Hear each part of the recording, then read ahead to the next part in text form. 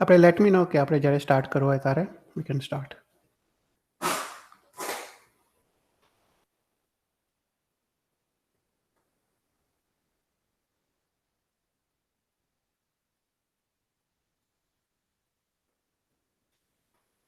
Are you able to see my screen?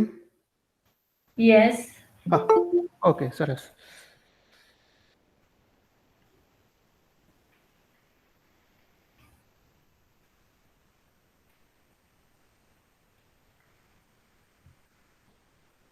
This is just going to be a 30-minute session, right?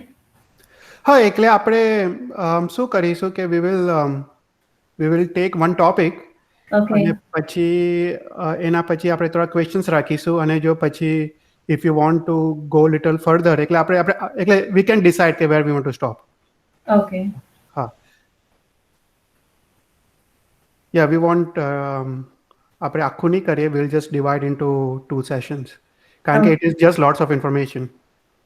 Yeah.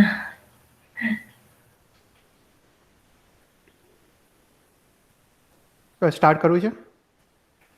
Yeah, I guess we can start. Okay, આપણે start કરીએ. Thank you everyone for joining the repeat session for Sutra, Hearth and Rahasya. So in this session, we will continue with our discussion on the Yoga Shastra.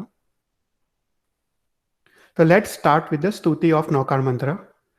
Mantram sansarasaram trijadagamupanam sarva papari mantram sansarocheda mantram vishama visaharam karma nirmula mantram siddhi pradanam siva sukha jananam केवल ज्ञान मंत्रम श्री जैन मंत्रम जप जप जपितम जन्म निर्वाण मंत्रम. So let's start this session. So in the first couple of sessions, we looked at the Rahashyas of Naukar Mantra. So in the first 2 sessions, we talked about the 4 different Rahashyas of Naukar Mantra. Now these Rahashyas are given by Acharya Bhadrankar Vijayji Maharaj Sahib. And the first Rahasya, I'll just go over the four Rahashyas briefly. So first Rahasya we discussed was based on the sounds of Naukar Mantra. So Bhadrankar Vijayji Maharaj Sahib says that there are 14 na sounds in Naukar Mantra that stands for knowledge of 14 Purva. That's why Naukar Mantra is called as Chaut Purvanusar. It has got the 14 Purva knowledge inside the Naukar Mantra. Then there are 12 sounds in the Naukar Mantra that stands for Bara Ang. There are 9 Anakar in the Naukar Mantra that symbolizes the knowledge of 9 Nidhis, and so on and so forth. So we saw all the complete list in the first session. Then second Rahasya is very, very important. And later on, we'll see that during our Kausarg and Dhyan, we'll have to use these Sampadas. So what are Sampadas? We saw Sampadas are the breaks or stops within the Naukar Mantra. So Naukar Mantra has 8 breaks or stops. And these 8 breaks or stops basically stands for Ad Siddhi. There is a famous sutra saying that Art Sampadati Parmano Ad Siddhi Datar. So that's what it means. The Art Sampada stands for Art Mahasiddhis, like Anima Siddhi, Mahima Siddhi, and so on and so forth that we discussed during the first session. Then the third Rahasya we discussed in the first session was based on the swars within the Naukar Mantra. So there are 24 Haswa swars and there are 44 Dirgha swars. And we saw that 24 Haswa swars are basically representative of 24 Tirthankars. And the fourth Rahasya we saw during the last session was there are 35 akshars in the first 5 pad of Naukar Mantra, and there are 33 akshars in the last 4 pad of Naukar Mantra, that is known as Chulika. So the first 5 pad of Naukar Mantra, the 35 akshars, it basically symbolizes the 35 guns of Marganasari Jivan. And we saw the 35 guns of Marganasari Jivan in our last class. And the last 4 pad has got 33 akshars. And these 33 akshars basically stands for 33 asadnas of Guru Maharaj Sahib in the Sadhu Jivan. And we see what, and we saw in the last session what are these 33 asanas. So does anyone have any questions on the first 4 rahashyas? No. Okay, so these are very clear, and as we move along in the future sessions, we will see how we can use this rahasya of Naukar mantra for our anupreksha and dhyan, and it will be very, very important to know these rahasyas by heart. So today I wanted to discuss one more rahasya of Naukar mantra, and this is a very famous rahasya. In India, lots of sadhu Maharaj Sahib use this rahasya for their dhyan. And this is based on number of akshars within the Naukar mantra. It is said the Naukar mantra, each akshar of Naukar mantra represents one tirth. And there are 68 akshars in Naukar mantra that basically symbolizes the 68 tirths. So there is a famous sutra, and in that sutra it says, Adsat akshar ena jano adsat tiratasar. So what are these 68 tirths? So the name of 68 tirths is basically given in the Yoga Shastra by Kalikal Sarvagna Hemchandracharya. So for example, if we take the first pad of Naukar mantra, Namo Riyantaram, it has got 7 akshars, and each akshar stands for one tirth. So Na stands for Nageshwar Tirth, Ma stands for Modi Tirth, A stands for Astapar Tirth, Ra stands for Rajgruhi Tirth, Ha stands for Hastinapur Tirth, Ta stands for Taranga Tirth, and Ana stands for Nakoda Tirth.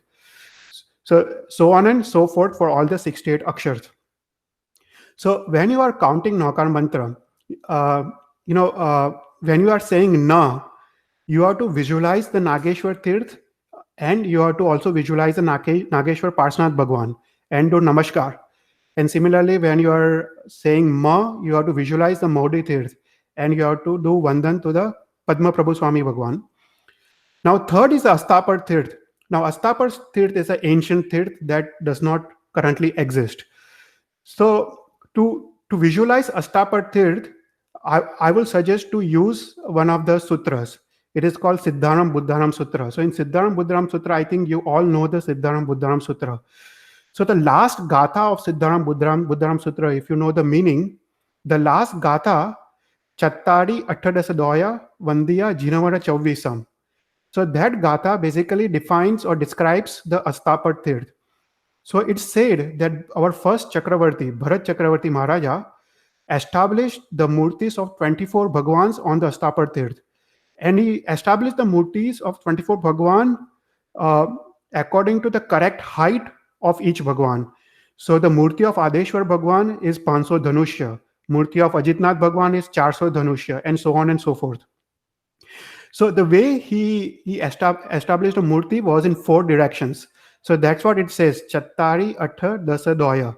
That means 4, 8, 10, and 2, starting from east, north, south, and west.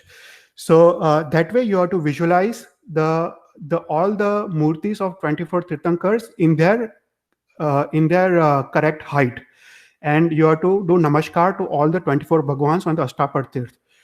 Similarly, when you say Ra and Ha, that is Rajgruhi Tirth and Hastinapur Tirth, and we know the Maharaj Swami Bhagwan in the Murnayak in those tirths. Ta is Taranga Tirth. Taranga is again very famous tirth, and there is Ajitnath Bhagwan in the Taranga Tirth. So you can visualize that. And Ana is Nakoda Tirth, and again very famous tirth, and you can visualize the Nakoda Parshanath Bhagwan and do Namaskar. So this is the 5th rahasya of Naukar mantra, and lots of people in India use this rahasya and do the Namaskar to 68 tirths daily. It is said that Prabhate, when you wake up in the morning, you have to count one Naukar and remember all the 68 tirth and 68 murtis and do Namaskar before you get out of your bed. So that is, very manglik for everyone. And pura din usme acha jata hai and pura mangalmay jata hai. So it's considered one of the very big mangals. So this was the 5th rahasya of Naukar mantra that I wanted to cover before we go on to Yoga Shastra.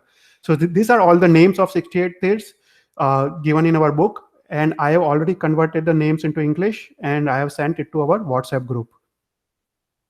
So any questions on any of the 5 Rahashyas? No. Okay.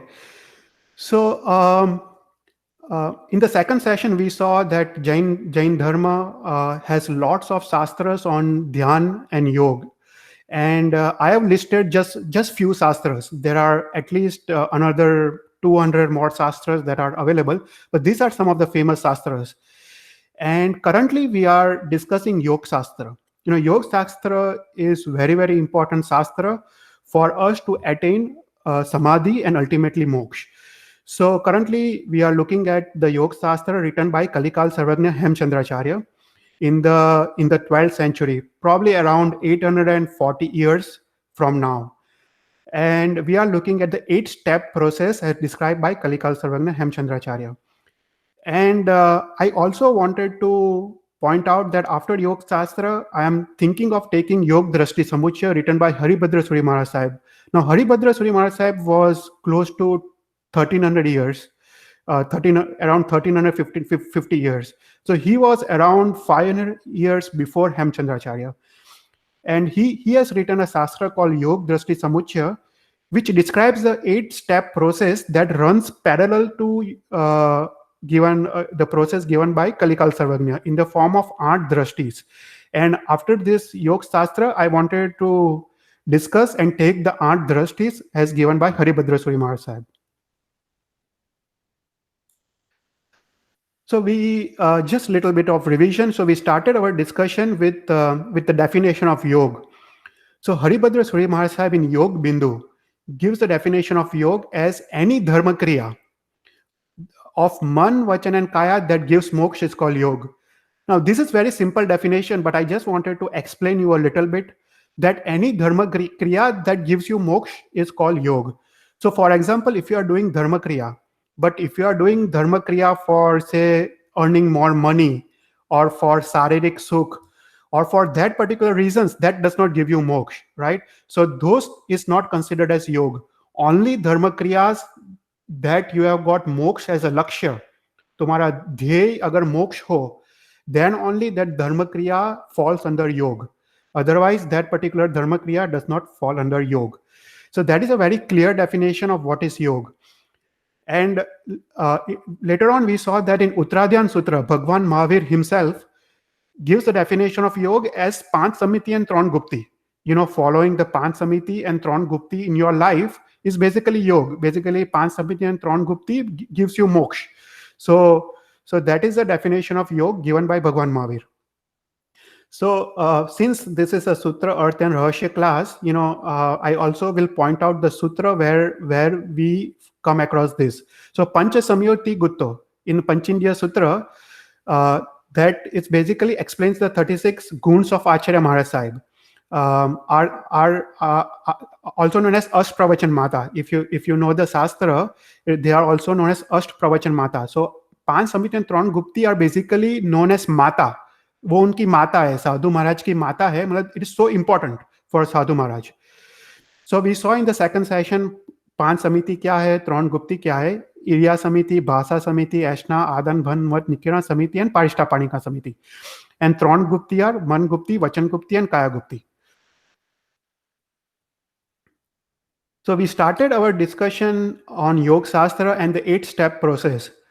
So what are the 8 steps? So we saw the 8 steps are Yam, Niyam, Asan, Pranayam, Pratyahar, Dharana. Dharana is also known as Anupreksha, Dhyan and Samadhi.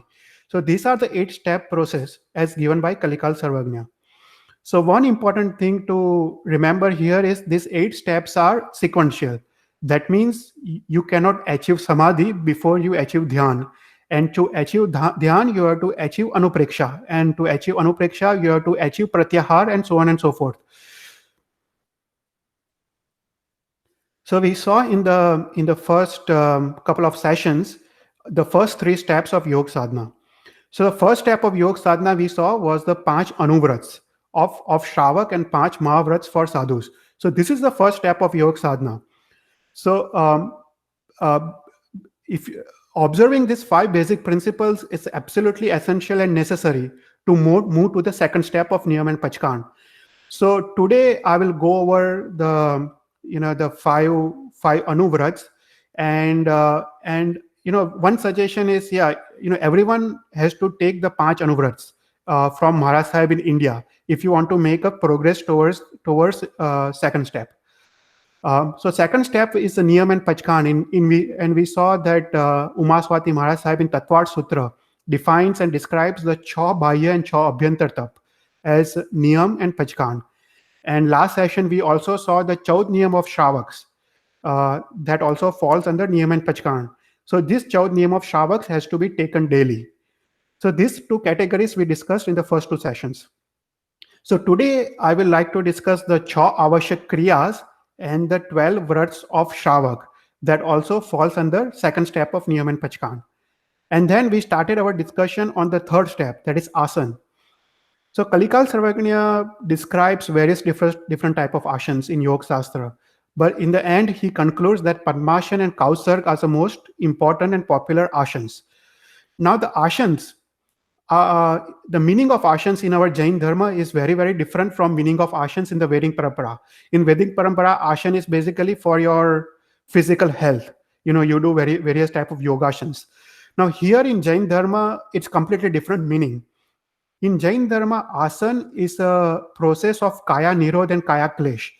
That means it means that you have to keep your body position steady without any bodily movements and enter the stage of anupreksha and dhyan. So that is known as asana in Jain Dharma. And asana is very, very important because it's a process of kaya nirodh and kaya klesh.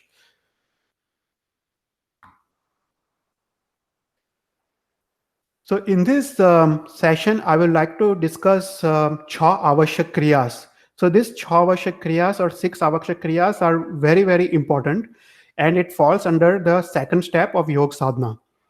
So what are the Avashyak Kriyas? The word Avashyak, it means mandatory. It means the Kriyas that you need to perform daily. Not performing these Kriyas are considered as dosh. So in Shastra, they have given an example that these avashyak kriyas are like breathing. As breathing is important for our body, these avashyak kriyas are important for our atma. So Mana Jinaram Sajjai, I don't know how many of you know the Mana Jinaram Sajjai, but Mana Jinaram Sajjai we speak during Paryushan during the Manglik Pratikaman. And this Mana Jinaram Sajjai is very important Sajjai. It describes the 36 kartavyas of Shravak. And the first gatha of Mana Jinaram Sajjai is Mana Jinanamaram Micham Parihara Dhara Sambattam Chavya Avasyammi Ujjutto Hoi Pavi Divasam. So this gatha, it says that Chha Avashyak, out of 36 kartavyas of Shravak, the 6 kartavyas of Shravaks are Chha Avashyaks. So these Chha Avashyaks are extremely important. And Ujjutto Hoi Pavi Divasam means ye Chha Avashyak karne ke liye utsukta hona, matlab be with do it with full energy. So what are the 6 avashyaks? So 6 avashyaks are Samayik, Chauvisato, Vandan, Pratikaman, Kausarg and Pachkan. So the first avashyak is Samayik avashyak. So what is the importance of doing Samayik? So, whenever I want to, describe something, I usually take the sutras, because sutras are written by Gandhar Bhagwans. And these sutras basically give you the exact reason, or exact meaning. So in the Samaya Vajutta Sutra, right, you all know the Samaya Vajutta Sutra. The first 2 gathas gives the 2 importance of doing Samayik. The first gatha is Samaya Vajutto, Ja Mare Hoi Niyam Samjutto, Chinnai Aswam Kamam Samya Jatyavara. So it says that whenever a Shravak is in Samayik Vrat, that means whenever he is doing Samayik, Chinnai Aswam Kamam, that means he eliminates all the Asub karmas. All the Pap karmas are eliminated when he's doing Samayik. So this is the first importance of doing Samayik. And the second importance of doing Samayik is in the second gatha. Samayami Ukkaye Samano Ivo Iva Savo Havai Jamaha. That means whenever Shravak is doing Samayik, he's considered like a sadhu. Samro ivo savo have jama. That means he's more like a sadhu Bhagwant. That means in our Shastra it is said that a Shravak can only achieve sixth Gunastanak, that is Sarva Virti Gunastanak, when he's doing Samayik. So Samayik is a Kriya where you can go from fifth to sixth Gunastanak. Kanena Boso Samayik Kuja. That means for that particular reason, one has to do more and more Samayik every day. So these are the two important benefits of doing Samayik. Now, as Samayik is Avashyak Kriya, you have to do one Samayik daily. Now this is very important. I am able to do one Samayik daily. So I think everyone can find time, 48 minutes or 1 hour in your daily life, and do one Samayik. So Samayik, in Samayik, you can either do Swadhyay for 48 minutes, or you can do Anupreksha and Dhyan.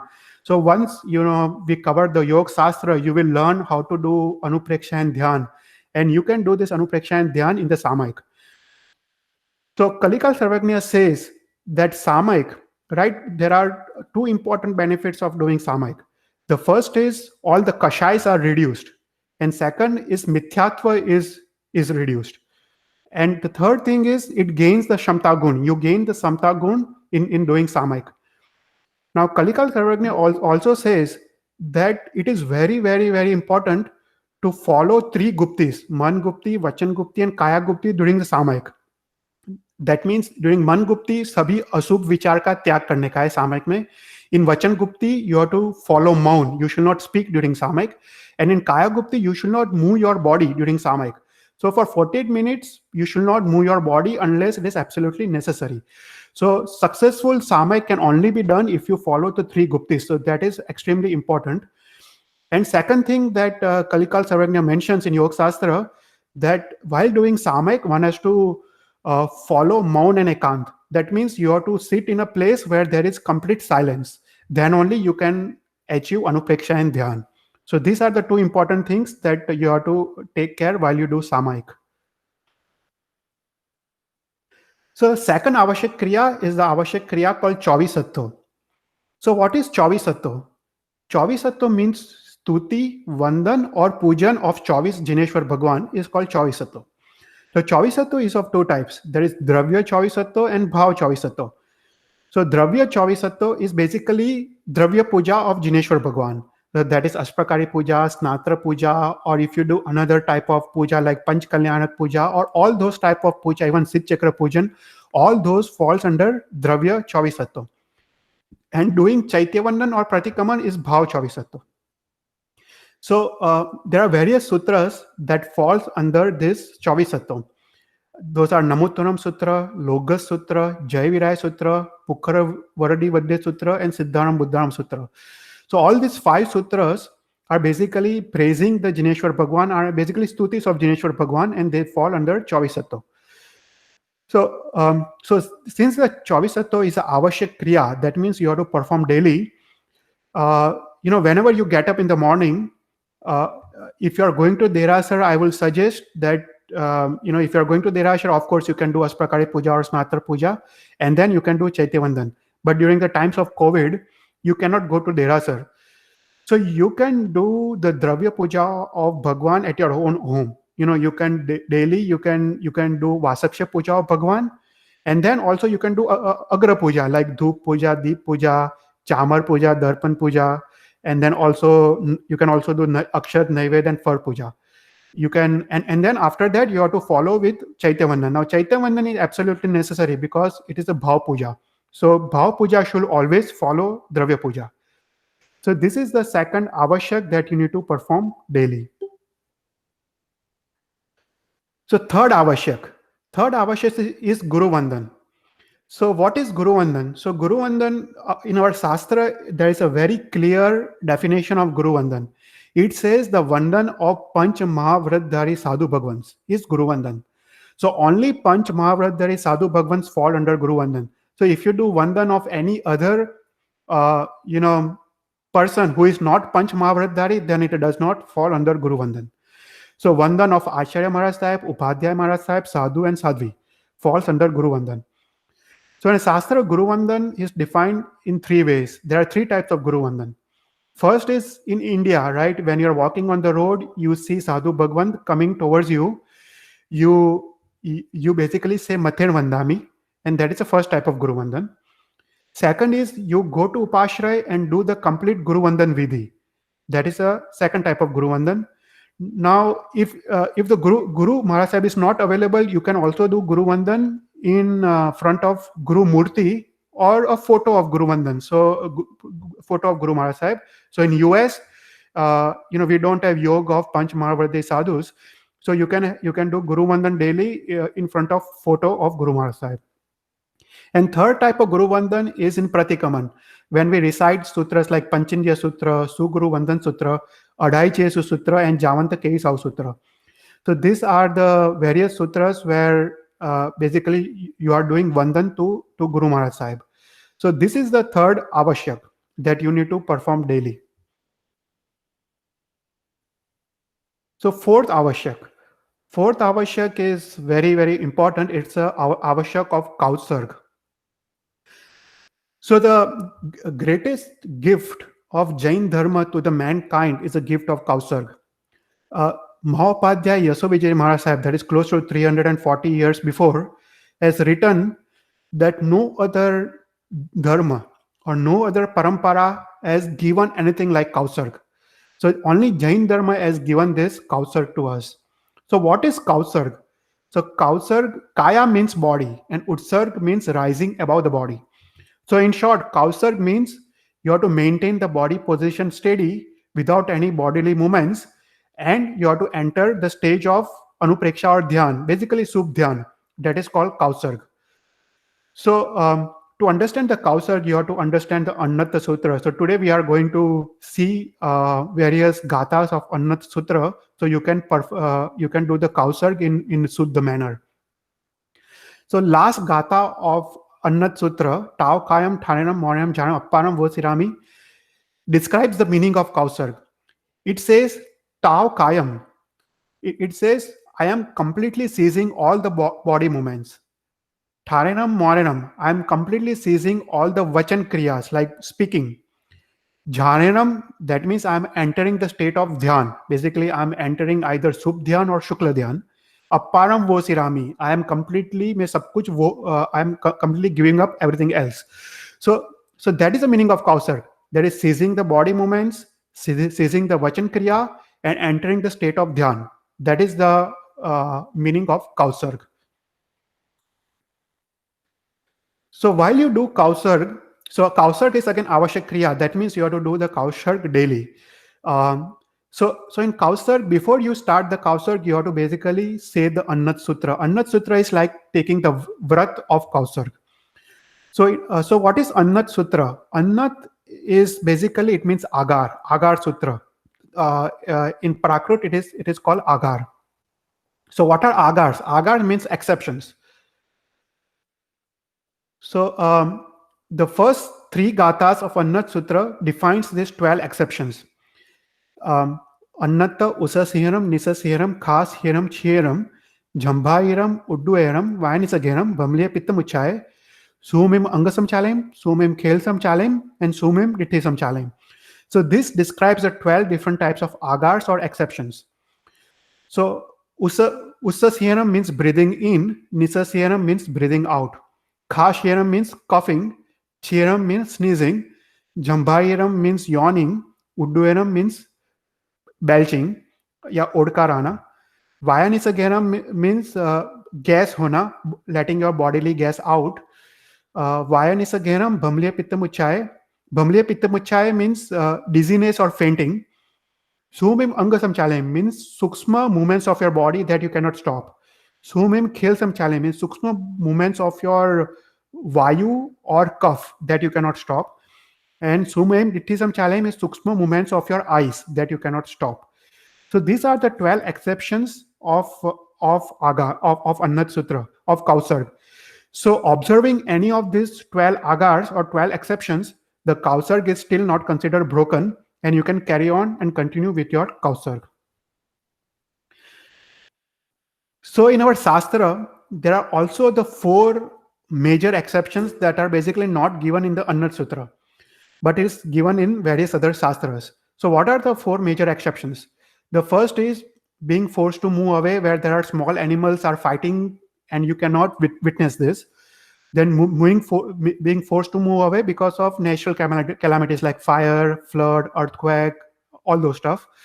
That being forced to move away because of being attacked by dangerous animals, and being forced to move away because you are on someone land, say landlords, and they told you to move away while you are in Kausar. So if you observe any of these 12 minor exceptions or 4 major exceptions, your Kausarg is not considered broken and you can still carry on with your Kausarg. Then another thing that I wanted to bring or discuss is the dosh of Kausarg. Now this is very, very important because in order to perform the Kausarg in the right manner, in Suddha manner, you have to understand what are the 19 dosh of Kausarg. And most of us, we might be, having, I'm sure we are having few of these doshis in our daily life. So it's better to understand all the 19 dosh and remove all the 19 dosh. So there are 19 dosh of Kausarg for males, and then there are 15 dosh of Kausarg for the females. So what are these dosh? The first dosh is keeping your legs bent like a horse. That is called Gotak dosh. Then moving your body or swinging your body back and forth, left or right, that is called Lata dosh. Then standing in support of a pillar, that is called Stambhari dosh. Then leaning your head on the wall, that is called Mal dosh. Now, when you are doing Kausar, in our Shastra, it is said that you have to maintain 4 angla distance, that is the width of 4 fingers between your legs. So keeping your legs joined together is called Uggi dosh, and keeping your legs spread apart is called Nigar dosh. Then keeping your hands on your private body parts is called Sabri dosh. Now, when you are doing Kausar, you have to hold the Charoda and Mupatti in the right way. And the Mupatti should be holded in your right hand, and Charoda should be holded in your left hand, and Charoda should be facing backwards. So holding the Charoda in a wrong way is called Khalin dosh. Then keeping your face down like a bride is called Vadhu dosh. Then wearing long clothes beyond your knees is called Lambotar dosh. Then completely covering your chest is called Stan dosh. And completely covering your body is called Sayanti dosh. Now 13th is very important because I think most of people, they observe this dosh, moving your fingers while counting. So if you want to count, 40 logas, you are moving your fingers. So that is also a dosh. You cannot move your fingers. You have to count in your mind. So that is called Brahm Ungli dosh. Then moving your eyeballs, either udhar dekhna, is called Vyas dosh. Then holding the clothes between your legs so that clothes does not touch the ground and get spoiled is called Kapit dosh. Then moving your head is called Shir Kampa dosh. Then making loud sounds, is called Mukha dosh. Then making murmuring sounds is called Madira dosh. Now, when you're doing Kausar, you cannot make any kind of sounds, nor murmuring sounds. You have to do Kausar in your mind. You cannot move your lips. So last dosh is moving your lips. It's called Preksh dosh. You cannot. So in Kausar, you have to hold the Charoda in the right way. You have to hold the Mupatti in the right way. You have to stand up straight. Face should be straight. Face should not be down. You have to maintain proper distance between the feet. You cannot make any sounds, not even murmuring sounds, and you cannot even move your lips or move your fingers. So this is the perfect way of doing Kausar.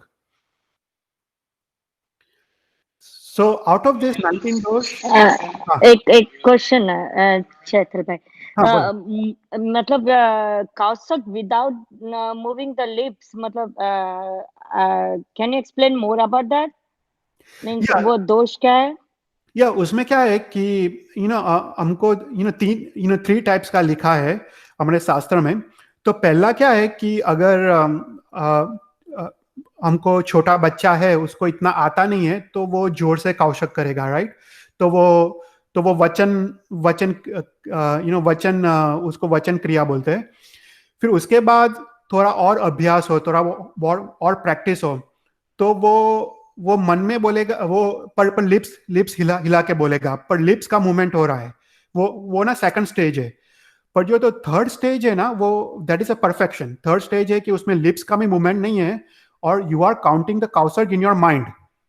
तो उसमें वो that is known as perfect, क्योंकि ना काउसर्ग क्रिया में lips का भी movement allowed नहीं है, क्योंकि you should not move any part of your body.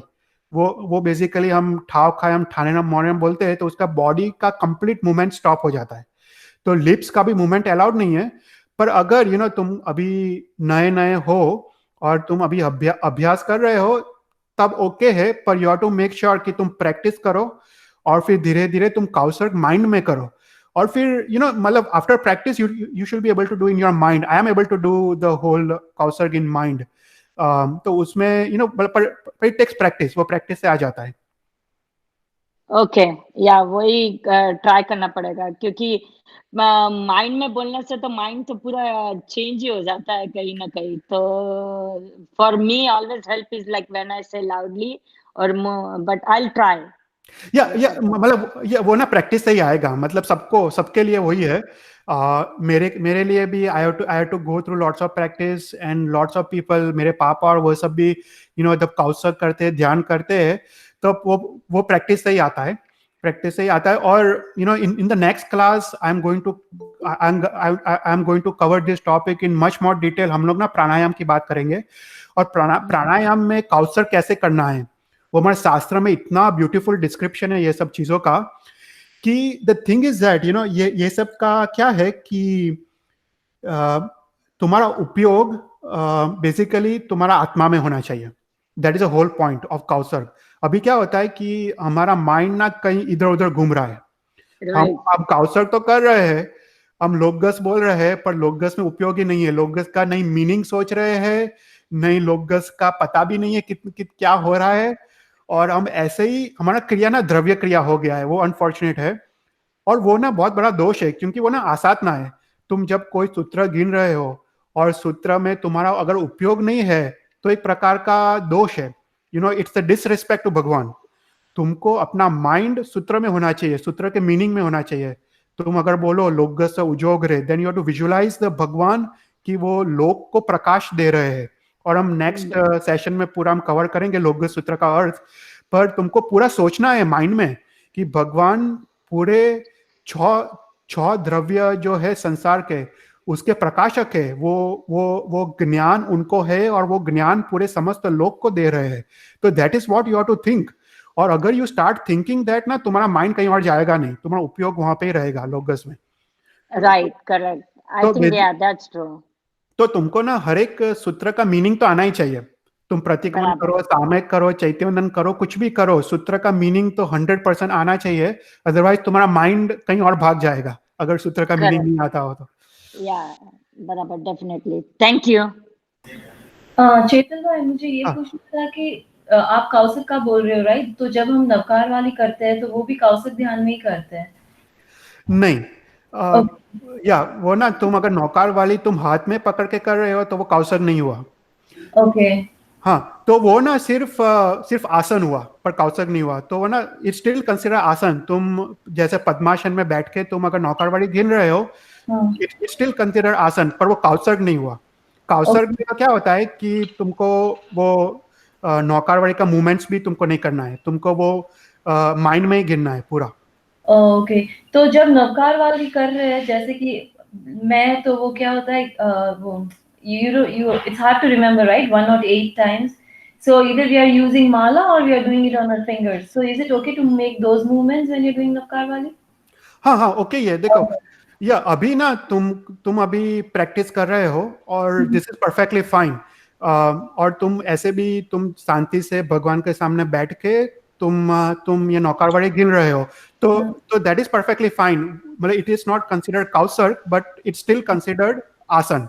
तुम्हारा it still considered as third step in योग शास्त्र।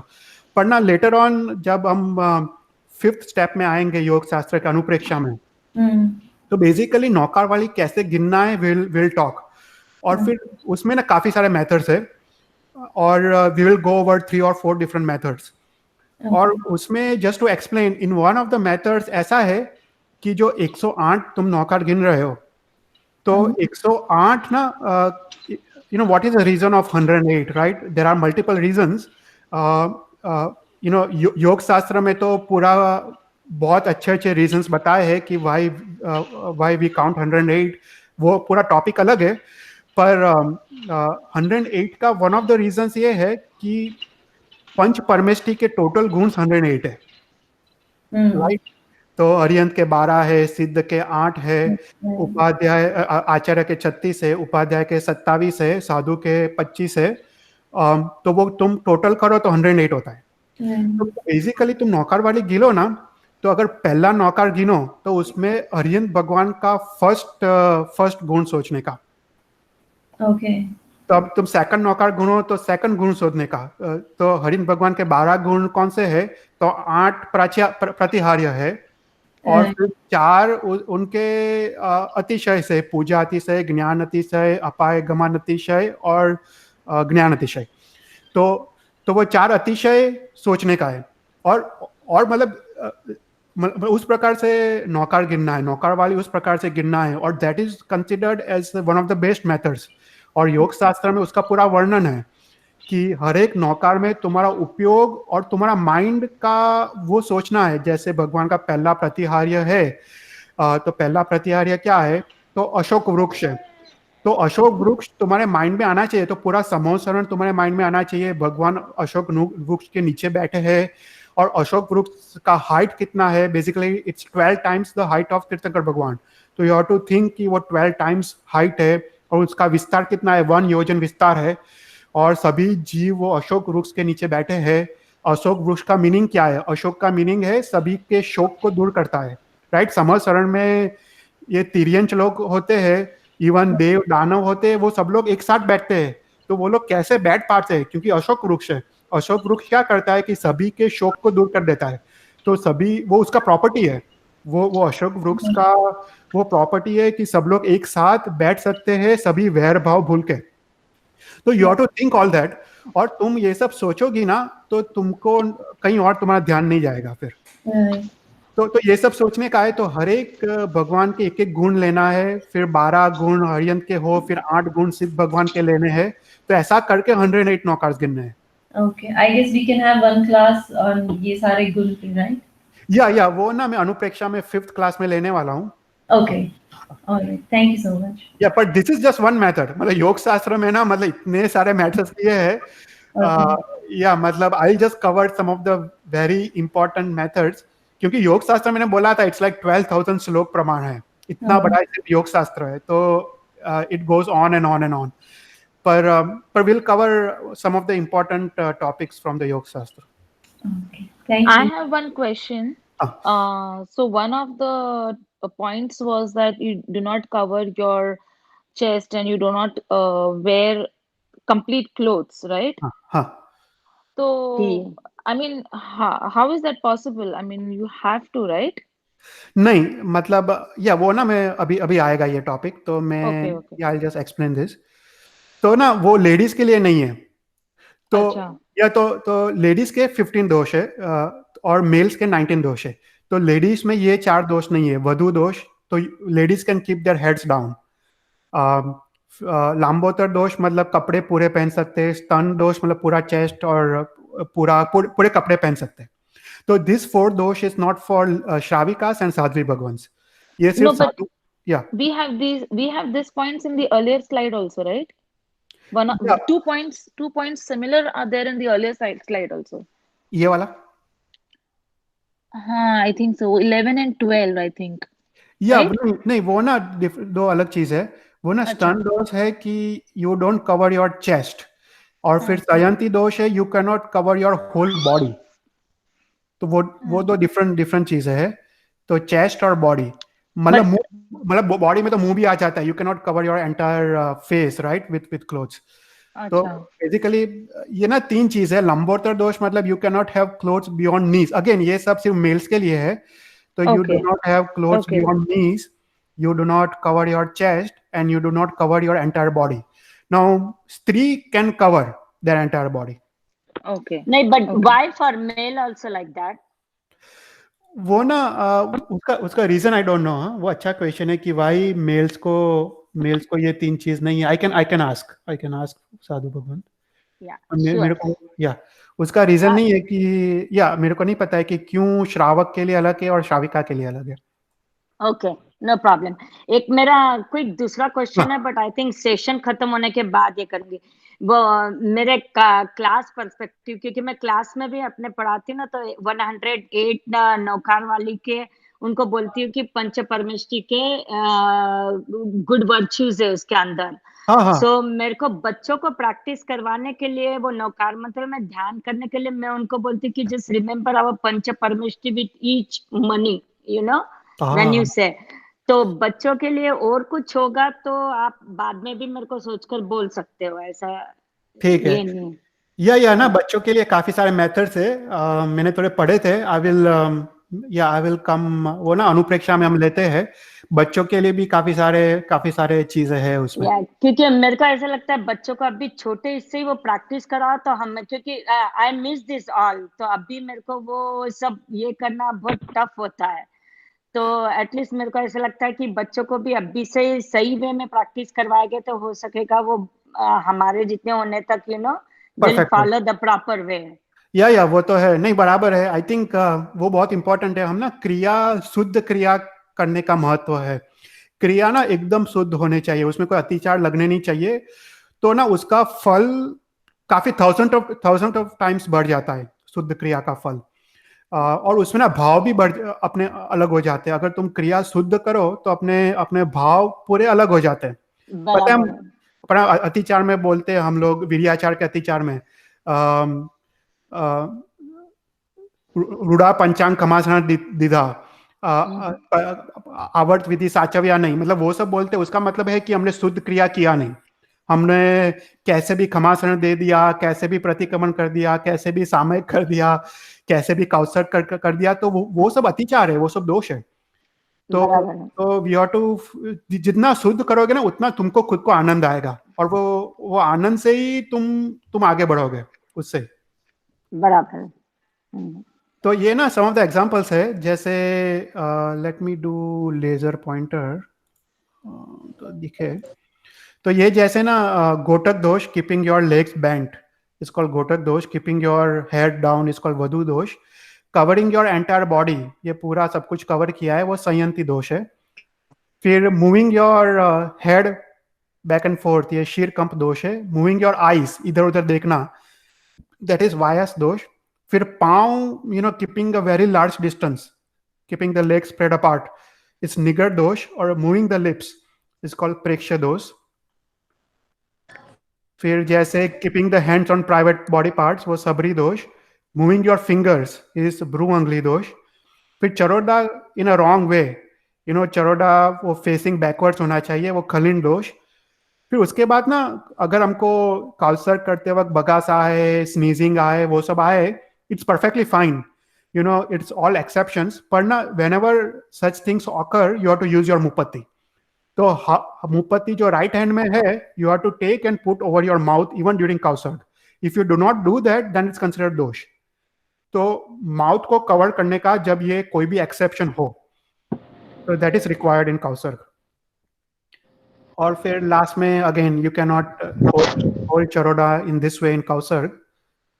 तो फिर this is a perfect method of how you do काउसर। फेस स्ट्रेट अप, पूरा चेस्ट कवर्ड है नहीं, मुपत्ति राइट हैंड में है, चरोडा लेफ्ट हैंड में है, चरोडा is facing backwards, and proper distance between the feet. तो this is a perfect way how you stand in काउसर। अभी काउसर में ना the eyes you can either keep open और closed. Now I prefer the eyes to be closed, तो कहीं पे मेरा नजर जाए नहीं और मैं डिस्टर्ब नहीं हूं। पर शास्त्र में बोला है कि you can keep either way, eyes open भी हो तो ओके है, क्लोज भी हो तो ओके।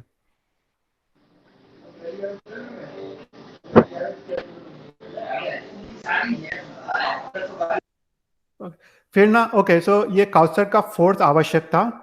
और फिर I also cover the last two आवश्यक। तो फिफ्थ आवश्यक है पचकान। तो पचकान is again very very important आवश्यक। तो हमारे शास्त्र में लिखा है यू शुड डू 1 पचकान डेली। नॉट डूइंग 1 पचकान इज कंसिडर्ड दोष। तो दुविहार, तिविहार, चौविहार, नौकारसी, पोरसी, सार पोरसी, परिमूल, अवध, एकाश्नु, बैष्णु, नीवी, आंबेल, उपवास, तो ये सब डिफरेंट टाइप्स ऑफ पचकान है। तो हमारे शास्त्र के हिसाब से you are to at least do 1 पचकान। तो सबसे सिंपल पचकान तो नौकारसी है। You can eat 48 minutes after the sunrise. So everyone here can do नौकारसी। तो that is आवश्यक, एक पचकान तो करना ही चाहिए। तो simplest पचकान you can do नौकारसी, और दूसरे पचकान आर दुविहार एंड तिविहार, you cannot eat after the sunset, तो वो भी easy है, and that also you can do। तो always take at least 1 पचकान। तो पचकान इज आवश्यक। और फिर लास्ट आवश्यक इज द मोस्ट इंपॉर्टेंट आवश्यक, इट्स कॉल्ड प्रतिक्रमण। तो प्रतिक्रमण इज द मोस्ट इंपॉर्टेंट आवश्यक क्योंकि it has got all the 6 आवश्यक्स, राइट। इन प्रतिक्रमण तुमको अगर पता हो, वी से द फॉलोइंग सूत्र, इच्छा, कारण, संधि से भगवान, सामयिक, 24 तत्व, वंदन, परिक्रमण, कौशक, पचकान, खरयू, छेजी। So in this sutra, we are basically asking Guru Maharaj Sahib we are asking him the permission to undertake and complete all the 6 avashaks. So Pratikraman has all the 6 avashaks. देखो तुम प्रतिक्रमण करो, then you start with the samayik. So it contains samayik avashak. In Pratikraman, you recite various sutras like Logas, Namuttanam Sutra. So it contains 24 तत्व आवश्यक, right? वो सब भगवान की स्तुति आ जाती है। Then you do Guru Vandan, like you do Suguru Vandan Sutra, Panchindiya Sutra, so many sutras. तो उसमें गुरु वंदन आवश्यक भी आ जाता है। And Pratikraman, there are so many different kausarg, kausarg of 1 nokar, 1 logas, 4 logas, etc. तो उसमें kausarg आवश्यक भी आ जाता है। And last is pachkan. तो in Pratikraman, you are required to take 1 pachkan. तो that is compulsory, right? तो उसमें पचकान आवश्यक भी आ जाता है। तो अगर तुम ये 6 आवश्यक में कुछ भी नहीं कर पाओ तो एटलीस्ट डू 1 प्रतिक्रमण डेली। तो एक प्रतिक्रमण करने से तुम्हारे 6 आवश्यक आ जाते हैं तुम्हारे दिन के। And that is Devasya Pratikraman, right? कोई भी प्रतिक्रमण, यू कैन डू राई प्रतिक्रमण या देवसी, दोनों में। Okay. या कोई भी प्रतिक्रमण। एक्चुअली ना, मतलब मेरे पापा तो ऐसा बोलते हैं कि राई प्रतिक्रमण करना चाहिए, और उसका रीजन क्या है मैं समझाता हूँ। कि ना ऐसे देवसी प्रतिक्रमण इज मोर इम्पोर्टेंट, क्योंकि देवसी प्रतिक्रमण क्या होता है कि हमारे पाप काफी होते हैं पूरे दिन भर, और उसकी क्षमापना हो जाती है। पर राय प्रतिक्रमण क्यों इंपॉर्टेंट है? क्योंकि राय प्रतिक्रमण ना भगवान की भक्ति है। वो ना भगवान के राय प्रतिक्रमण ना 5 चैत्य वंदन आते हैं और 5 स्तवन आते हैं। तो राय प्रतिक्रमण में ना भगवान की भक्ति आती है, और तुम इतने खुश हो जाते हो। तुम राई प्रतिक्रमण अगर तुम करो सुबह को, you really feel happy.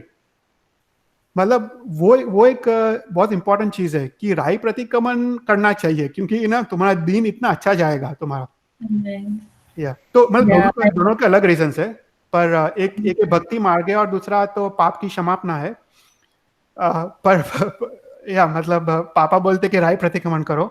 Okay.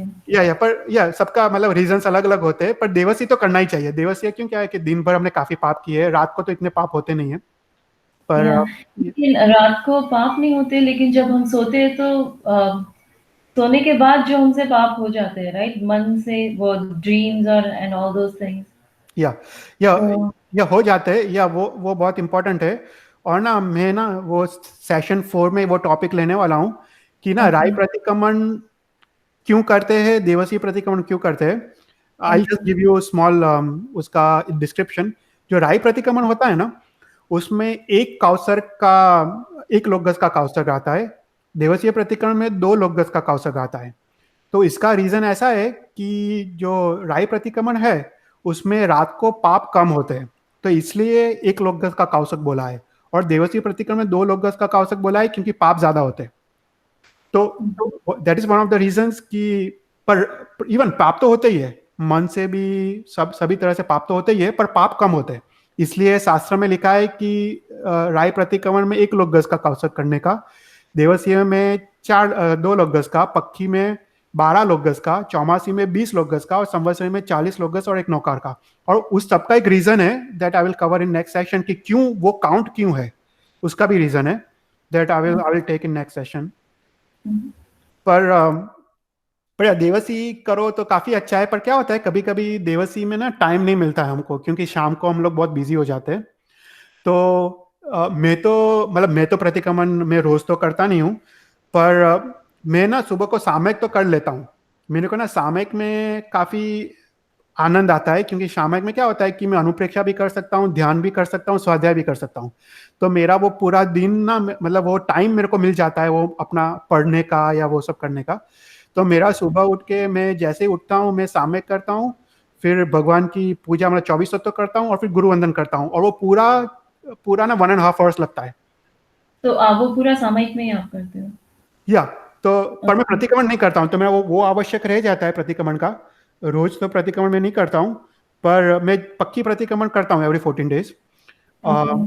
पर या मतलब वो जो 3 आवश्यक मेरे हो जाते हैं, मतलब 4 आवश्यक, काउसर्ग भी हो जाता है, क्योंकि तुम चैत्यवंदन करो तो उसमें काउसर्ग आ जाता है।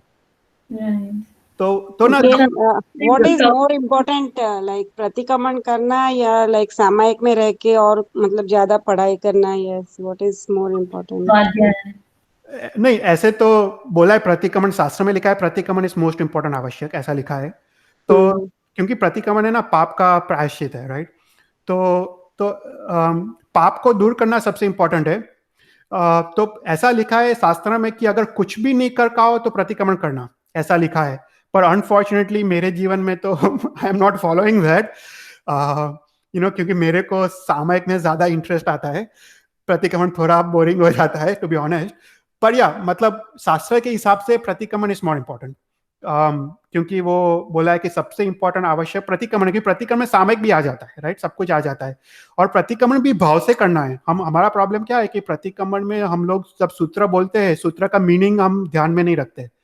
अगर तुम सूत्र का मीनिंग के साथ तुम करो, एक एक सूत्र एक एक शब्द का मीनिंग सोच के प्रतिक्रमण करो, तो तुमको बहुत मजा आएगा। जैसे नमोत्तरम बोलो, नमोत्तरम हरियंतारम, तो तुमको सोचने का कि मैं हरियंत भगवान को नमस्कार कर रहा हूं, ऐसा मतलब तुमको पूरा सोच के तुम अगर प्रतिक्रमण करो एक एक सूत्र एक एक शब्द, तो उसका तो there is no no parallel. मतलब तुम सामयिक में भी वो वो टाइप की क्रिया नहीं कर सकते हो। तो ऐसे साधु भगवान तो मैंने सुना है कि वो लोग प्रतिक्रमण उस हिसाब से करते हैं। वो लोग जैसे भुवन भानु महाराज साहब थे, वो कितना भी तप हो, वो उन्होंने तो 108 वर्धमान तप की ओली किया, पर उनको ना 4 डिग्री ताव हो या 5 डिग्री ताव हो, वो खड़े खड़े प्रतिक्रमण करेंगे, शुद्ध क्रिया के साथ प्रतिक्रमण करेंगे, और प्रतिक्रमण के एक एक शब्द में अपना उपयोग रखेंगे, उनका उपयोग कहीं और जाएगा नहीं। तो मतलब साधु महाराज तो ये करते हैं, हमारा वो अभी लेवल बहुत दूर है, बहुत दूर है। हमारा तो कहीं और ही मन होता है और क्रिया कहीं और होता है। पर द होल होल ये आशय, ये सूत्र अर्थ रहस्य क्लास का वही है कि हम सभी क्रिया ना अपने भाव से करें। अल्टीमेटली एक चैत्यवंदन भी भाव से करें, मतलब you have to start practicing कि एटलीस्ट एक चैत्यवंदन में अपना उपयोग रहे, एटलीस्ट 10-15 मिनट्स अपना माइंड कहीं और जाए नहीं। तो दैट इज वेरी इंपॉर्टेंट। तो प्रतिक्रमण इज वेरी इंपॉर्टेंट। अभी सामयिक में ना you can achieve lots of things, you can achieve स्वाध्याय, यू कैन अचीव अनुप्रेक्षा, तुम ध्यान कर सकते हो, काफी कुछ कर सकते हो। इसलिए सामयिक भी आवश्यक तो है ही, राइट? मतलब सामयिक भी करना है। मतलब मेरे पापा तो दोनों करते हैं, राइट? सुबह उठ के सबसे पहले वो प्रतिक्रमण करते हैं 5 बजे, फिर 6 बजे सामयिक करते हैं, 5 to 6 प्रतिक्रमण, 6 to 7 सामयिक, और फिर उसके उसके बाद वो हमारा तो घर देरासर है, तो वो भगवान का पूरा 2-3 घंटे भगवान की भक्ति करते हैं। फिर उसके बाद नौकारसी करते हैं, तो उनको तो पोरसी 60 पोरसी आ जाता है, तो पचखान भी हो जाता है फिर। तो मतलब you have to do everything. मतलब प्रतिक्रमण भी करना है, फिर सामयिक भी करना है, फिर 24 तत्व चैत्यवंदन भी करना है, और उसके बाद गुरु वंदन भी करना है। If you are able to do everything separately, वो सबसे बेस्ट है। पर अगर कुछ भी नहीं कर पाओ तो एटलीस्ट प्रतिक्रमण करो।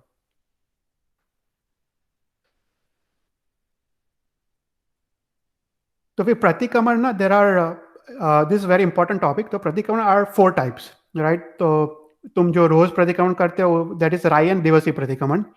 देन प्रतिक्रमण you do once in 15 days is पक्की प्रतिक्रमण। प्रतिक्रमण in every 4 months is Chaumasi प्रतिक्रमण, and every year is Samvatsari प्रतिक्रमण। So important question आता है कि why there are 4 types of प्रतिक्रमण? Why not just one type of प्रतिक्रमण? तो उसका रीजन ये है शास्त्र में कि there are 4 type of कषाय। There is स्वजलन कषाय, प्रत्याकानीय कसाय, अप्रत्याकानीय कसाय एंड अनंतानुबंधी कसाय. तो what are this 4 types of कषायस? तो ये स्वजलन कसाय है ना, अपने शास्त्र में there are lots of examples, पर लेट्स टेक फॉर एग्जांपल, मैं वो बोलता हूँ कि क्रोध लेते हैं, क्रोध कषाय. क्योंकि क्रोध ना सबसे सिंपल है for us to understand, right? हमको क्रोध, it's very simple for us to understand. तो स्वजलन कषाय क्या है? स्वजलन क्रोध. तो it's like a line in the water, जल में रेखा. जैसे जल में एक रेखा पड़ती है, अगर कोई बोट जा रहा है, पीछे रेखा पड़ती है, it just takes few seconds to vanish. तो दिस टाइप ऑफ क्रोध it just takes few seconds और minutes to vanish, and maximum वो एक दिन से ज्यादा नहीं रहता है. वो क्रोध दूसरे दिन हमको याद नहीं रहता है. सो दैट इज स्वजलन क्रोध. फिर दूसरा है प्रत्याकानीय क्रोध. प्रत्याकानीय क्रोध is little more intense. It is like the line in the dirt. तो वो क्रोध ऐसा है कि हमको एक दिन से ज्यादा रहता है. We still remember the next day, पर after few days we forget. तो वो मैक्सिमम उसका टाइम पीरियड है 15 डेज. तो वो है प्रत्याकानीय कषाय हो जाता है. फिर उसके बाद अप्रत्याकानीय कषाय. तो अप्रत्याकानीय कषाय इज वेरी इंटेंस. उसमें हम ना किसी के प्रति क्रोध आया, गुस्सा आया, तो हम महीनों तक याद रखेंगे. तो उसका जो हमारा जो अनुबंध पड़ता है उस पे, आत्मा पे इतना घाड़ होता है, इतना खराब होता है. उसका जो रस पड़ता है, राइट, वो प्रकृति बंध, रस बंध, स्थिति बंध, और वो आते हैं, तो रस बंध इतना घाड़ होता है. तो उसको अप्रत्याकानीय बोलते हैं कि we remember that particular incident for months. वो it's like the line in the earth. And फिर लास्ट है अनंत अनुबंधी. मतलब कोई भी हमको कषाय आया, वो 1 साल के ऊपर रहे, if it stays with you for more than a year, it becomes अनंत अनुबंधी. मतलब अनंत अनुबंधी कषाय वो इज द कॉज फॉर अनंत संसार. अगर तुमको अनंत अनुबंधी कषाय हुआ, देन तुम्हारा अनंत संसार बढ़ गया. मतलब ऐसे कर्म तुमको लगेंगे जो उत्कृष्ट स्थिति बंध हो. मतलब 70 कोड़ा कोड़ी सागरोपम का मिथ्यात्व लगेगा. तो ये सब कषाय तुमको उत्कृष्ट स्थिति में लगेगा. तो वो अनंत अनुबंधी कषाय है. So there are 4 types of कषायस. और टू अंडरस्टैंड दिस, हमारे शास्त्र में तो बहुत डिटेल वर्णन है, पर टू अंडरस्टैंड दिस, स्वजलन कषाय क्या है? सो स्वजलन कषाय, person with स्वजलन कषाय can reach maximum 10th गुणस्थानक. He cannot achieve 11th or 12th गुणस्थानक. मतलब he cannot achieve यथाख्यात चारित्र. जो सेकंड प्रत्याकानीय कषाय है, he can reach maximum 5th गुणस्थानक. He cannot achieve सर्ववीर्ति. तो साधु भगवंत जो 6th गुणस्थानक में है, सर्ववीर्ति में, उनको अप्रत्याकानीय और अनंत अनुबंधी होता नहीं है. उनको सिर्फ प्रत्याकानीय और स्वजलन होता है. और मोस्ट ऑफ साधु भगवंत तो स्वजलन ही होता है. उनको थोड़ा अगर गुस्सा या कुछ आ गया और वो तुरंत चला जाता है. तो ऑल द साधु भगवंत वो यूजुअली सर्ववीर्ति में होते हैं, 6th गुणस्थानक. फिर जो अप्रत्याकानीय कषाय है, the maximum you can reach 4th गुणस्थानक. यू कैन नॉट अचीव देशवीर्ति. और जो अनंत अनुबंधी कषाय है, एवरी जीव इज ऑन 1st गुणस्थानक. They cannot move forward than 1st गुणस्थानक. दैट इज अनंत अनुबंधी कषाय. अभी दूसरे वे से if you think about it, जो स्वजलन कषाय है और उसमें अगर अपना आयुष्य बंध हो और दूसरे 3 कषाय नहीं है, तो हमको देवगति मिलेगा. अगर प्रत्याकानीय और स्वजलन है, 2 है, और हमको आयुष्य कर्म का बंध हो, तो हमको मनुष्य गति मिलेगा. हमको अप्रत्याकानीय कषाय है, तब हमको तिर्यंच गति में जाएंगे.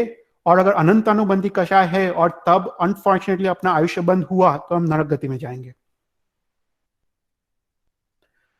तो इसलिए देयर आर 4 टाइप्स ऑफ प्रतिक्रमण.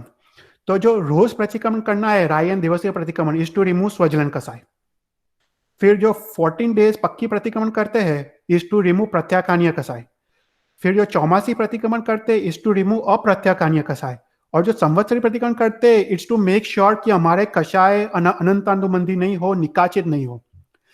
तो this is the reason why we have 4 types of प्रतिक्रमण, राइट.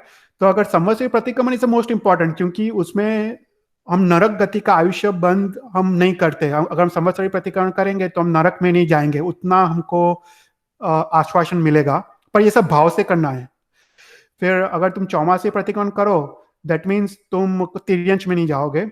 और तुम पक्की करो और तुम रोज प्रतिक्रमण करो, तो तुमको आइदर मनुष्य या देवगति मिलेगा. तो दैट्स व्हाई दिस प्रतिक्रमण इज वेरी वेरी इंपॉर्टेंट. पर ये सब द्रव्य क्रिया नहीं होनी चाहिए, ये सब भाव क्रिया होनी चाहिए, राइट? अगर तुम संवत्सरी प्रतिक्रमण करने के बाद भी तुमको अगर कषाय वापस चालू रहे, किसी के प्रति गुस्सा आया, और संवत्सरी प्रतिक्रमण के बाद भी अगर वो गुस्सा या कषाय तुमको रहे, तो फिर वो अनंत बंदी होने वाला है, राइट? तुमको वो भूल जाना है कषाय एट द एंड ऑफ संवत्सरी प्रतिक्रमण। तुमको उसकी क्षमापना ले लेके तुमको उसको प्रायश्चित ले लेना है, फिर उसको भूल जाना है। तो that is very very important कि वो सब भाव से करना है। ओके, चेतन भाई, जैसे बहुत सी बार होता है राइट, राई देवस्य पक्षी छामासी, ये सब प्रतिक्रमण तो कर नहीं पाते, तो then there are many people जो सिर्फ संवत्सरी प्रतिक्रमण करते हैं, बट किसी किसी साल अगर उनका संवत्सरी प्रतिक्रमण भी छूट जाए तो? नहीं ओके है। देखो, ये संवत्सरी प्रतिक्रमण अगर फॉर एग्जांपल लेडीज को अगर नहीं हो पाए तो वो संवत्सरी प्रतिक्रमण बाद में कर सकते हैं। तो शास्त्र में लिखा है कि अगर संवत्सरी प्रतिक्रमण छूट जाए तो जो आठम आता है ना, पांचम के बाद जो आठम, तो आठम में यू कैन डू संवत्सरी प्रतिक्रमण। Oh okay. या अच्छा, या लोग इंडिया में तो करते हैं, लेडीज अगर पांचम में नहीं हो पाए तो फिर आठम में संवत्सरी कर लेते हैं। तो या दैट्स अ क्लियर, शास्त्र में क्लियरली लिखा है वो चीज। oh so then it's going to be the same जो Samvatsari, okay, yeah. thank you। और ये संवत्सरी प्रतिक्रमण का जो मतलब मिलता है, तो वो ये क्या बाल व्रत लिया होता है तो ही मिलता है उसका मतलब जो फल है, या कैसे है? नहीं, बाल व्रत तो कम्प्लीटली डिफरेंट टॉपिक है जो आई डोंट थिंक आज कवर करेंगे। अगर नहीं, तुमको मैं मतलब मैंने कहा सुना है कि जिसने बाल व्रत लिया है उसके लिए ये प्रतिक्रमण सब ये कुछ मतलब रखता है, वरना नहीं, ऐसा ऐसा कुछ है नहीं। देखो, प्रतिक्रमण तो मिथ्यात्व को भी करना होता है, राइट? मतलब प्रतिक्रमण तो सबके लिए है।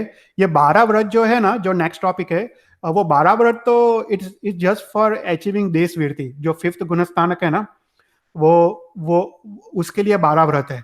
मतलब आफ्टर अचीविंग सम्यक दर्शन, अगर चौथा गुणस्थानक तुमको आ गया, फिर उसके बाद 5th गुणस्थानक में जाने के लिए वृत्ति धर्म है, क्योंकि 5th गुणस्थानक क्या है? देश वृत्ति। तो उसमें तुमको वृत्ति धर्म का पालन करना पड़ता है। और फिर 6th गुणस्थानक सर्ववृत्ति है, तो वो साधु जीवन है। तो ये 12 व्रत इज वेरी वेरी इंपॉर्टेंट। पर 12 व्रत वो तुमको 5th गुणस्थानक में ले जाएगा। पर प्रतिक्रमण कंप्लीटली डिफरेंट उसका मीनिंग है। वो 12 व्रत अगर तुम करो तो डेफिनेटली वेल एंड गुड, पर अगर 12 व्रत नहीं करो तो भी प्रतिक्रमण तो करना चाहिए, क्योंकि वो 12 व्रत में जो भी अतिचार लगे हैं, अगर 12 व्रत नहीं कर रहे हो तो तुमको मोस्ट ऑफ सभी अतिचार लगे हैं, तो सभी अतिचार का क्षमापना हो जाता है उसमें। जो 124 अतिचार है, तो वो सभी अतिचार के क्षमापना तुमको प्रतिक्रमण में हो जाते हैं। तो अगर 12 व्रत नहीं किए हो तो भी प्रतिक्रमण तो इंपॉर्टेंट ही है। ओके। तो तुमको आगे लेना है या फिर हम नेक्स्ट टॉपिक 12 व्रत का है, या फिर ये टॉपिक में अगर और कोई क्वेश्चन है तुमको 6 आवश्यक में? या आई थिंक 12 व्रत नेक्स्ट ले सकते हैं, राइट? Next time? या ओके, ठीक है। Is was this Bharavrat already done in the previous session last Friday? हाँ, लास्ट सेशन ना बहुत लंबा चला था, आई थिंक 1.5 घंटे चला था। Oh, okay. तो उसमें 12 व्रत भी ले लिए थे, पर उसमें ना लोग, आई थिंक पीपल को काफी हो गया था। It was just too much for people, क्योंकि 6 आवश्यक भी काफी lot of explanation just in 6 आवश्यक। I do want to know these Bharavrats, so whenever we take the session, it's okay for me. या मतलब हम ना नेक्स्ट फ्राइडे को वापस रखते हैं, और फिर वी कैन टेक दिस 12 व्रत next Friday. Yeah, that sounds good. एक सिली क्वेश्चन है। हाँ, बोलो। तो ये जब बोलते हैं अपन ये गुस्सा ये होता है साल भर के लिए, तो 2 टाइप ऑफ ये होता है। समझो आज मेरे को किस पर गुस्सा आया, मैं भूल जाऊंगी, बट अगले साल मेरे को अचानक कभी भी याद आता है, तो दैट गुस्सा is consider, that anger is consider as an early anger, और क्या ये होता है वो? नहीं, उसमें ना दो चीज है। एक तो तुम संवत्सरी प्रतिक्रमण कर रहे हो, राइट? और संवत्सरी प्रतिक्रमण के वक्त तुमने सोचा कि नहीं मैंने ये गलत किया, तुमको ऐसा भी भाव आ गया ना, तो वो तुम्हारा वो साइकिल ब्रेक हो जाता है। You break the cycle. And फिर उसके बाद तुम्हारा वापस वो साइकिल वापस चालू होता है, पर इट स्टार्ट्स फ्रेश। तो वो ना तब तक वो अनंत अनुबंधी नहीं होता है। पर अगर तुमको संवत्सर प्रतिक्रमण के बाद में भी तुमको करते वक्त या बाद में भी अगर गुस्सा आया, नहीं नहीं मेरे को इसको तो क्षमा देना ही नहीं है, अगर ऐसा विचार आया तो वो अनंत अनुबंधी हो गया इमीडिएटली। क्योंकि एक साल का वो टाइम पीरियड है शास्त्र में, एक साल के बाद तुरंत अनंत अनुबंधी हो जाता है और तुरंत निकाचित भी हो जाता है। और निकाचित होने के बाद तुमको उसका फल अवश्य मिलेगा, फिर उसका वो कर्म का संक्रमण नहीं कर सकते।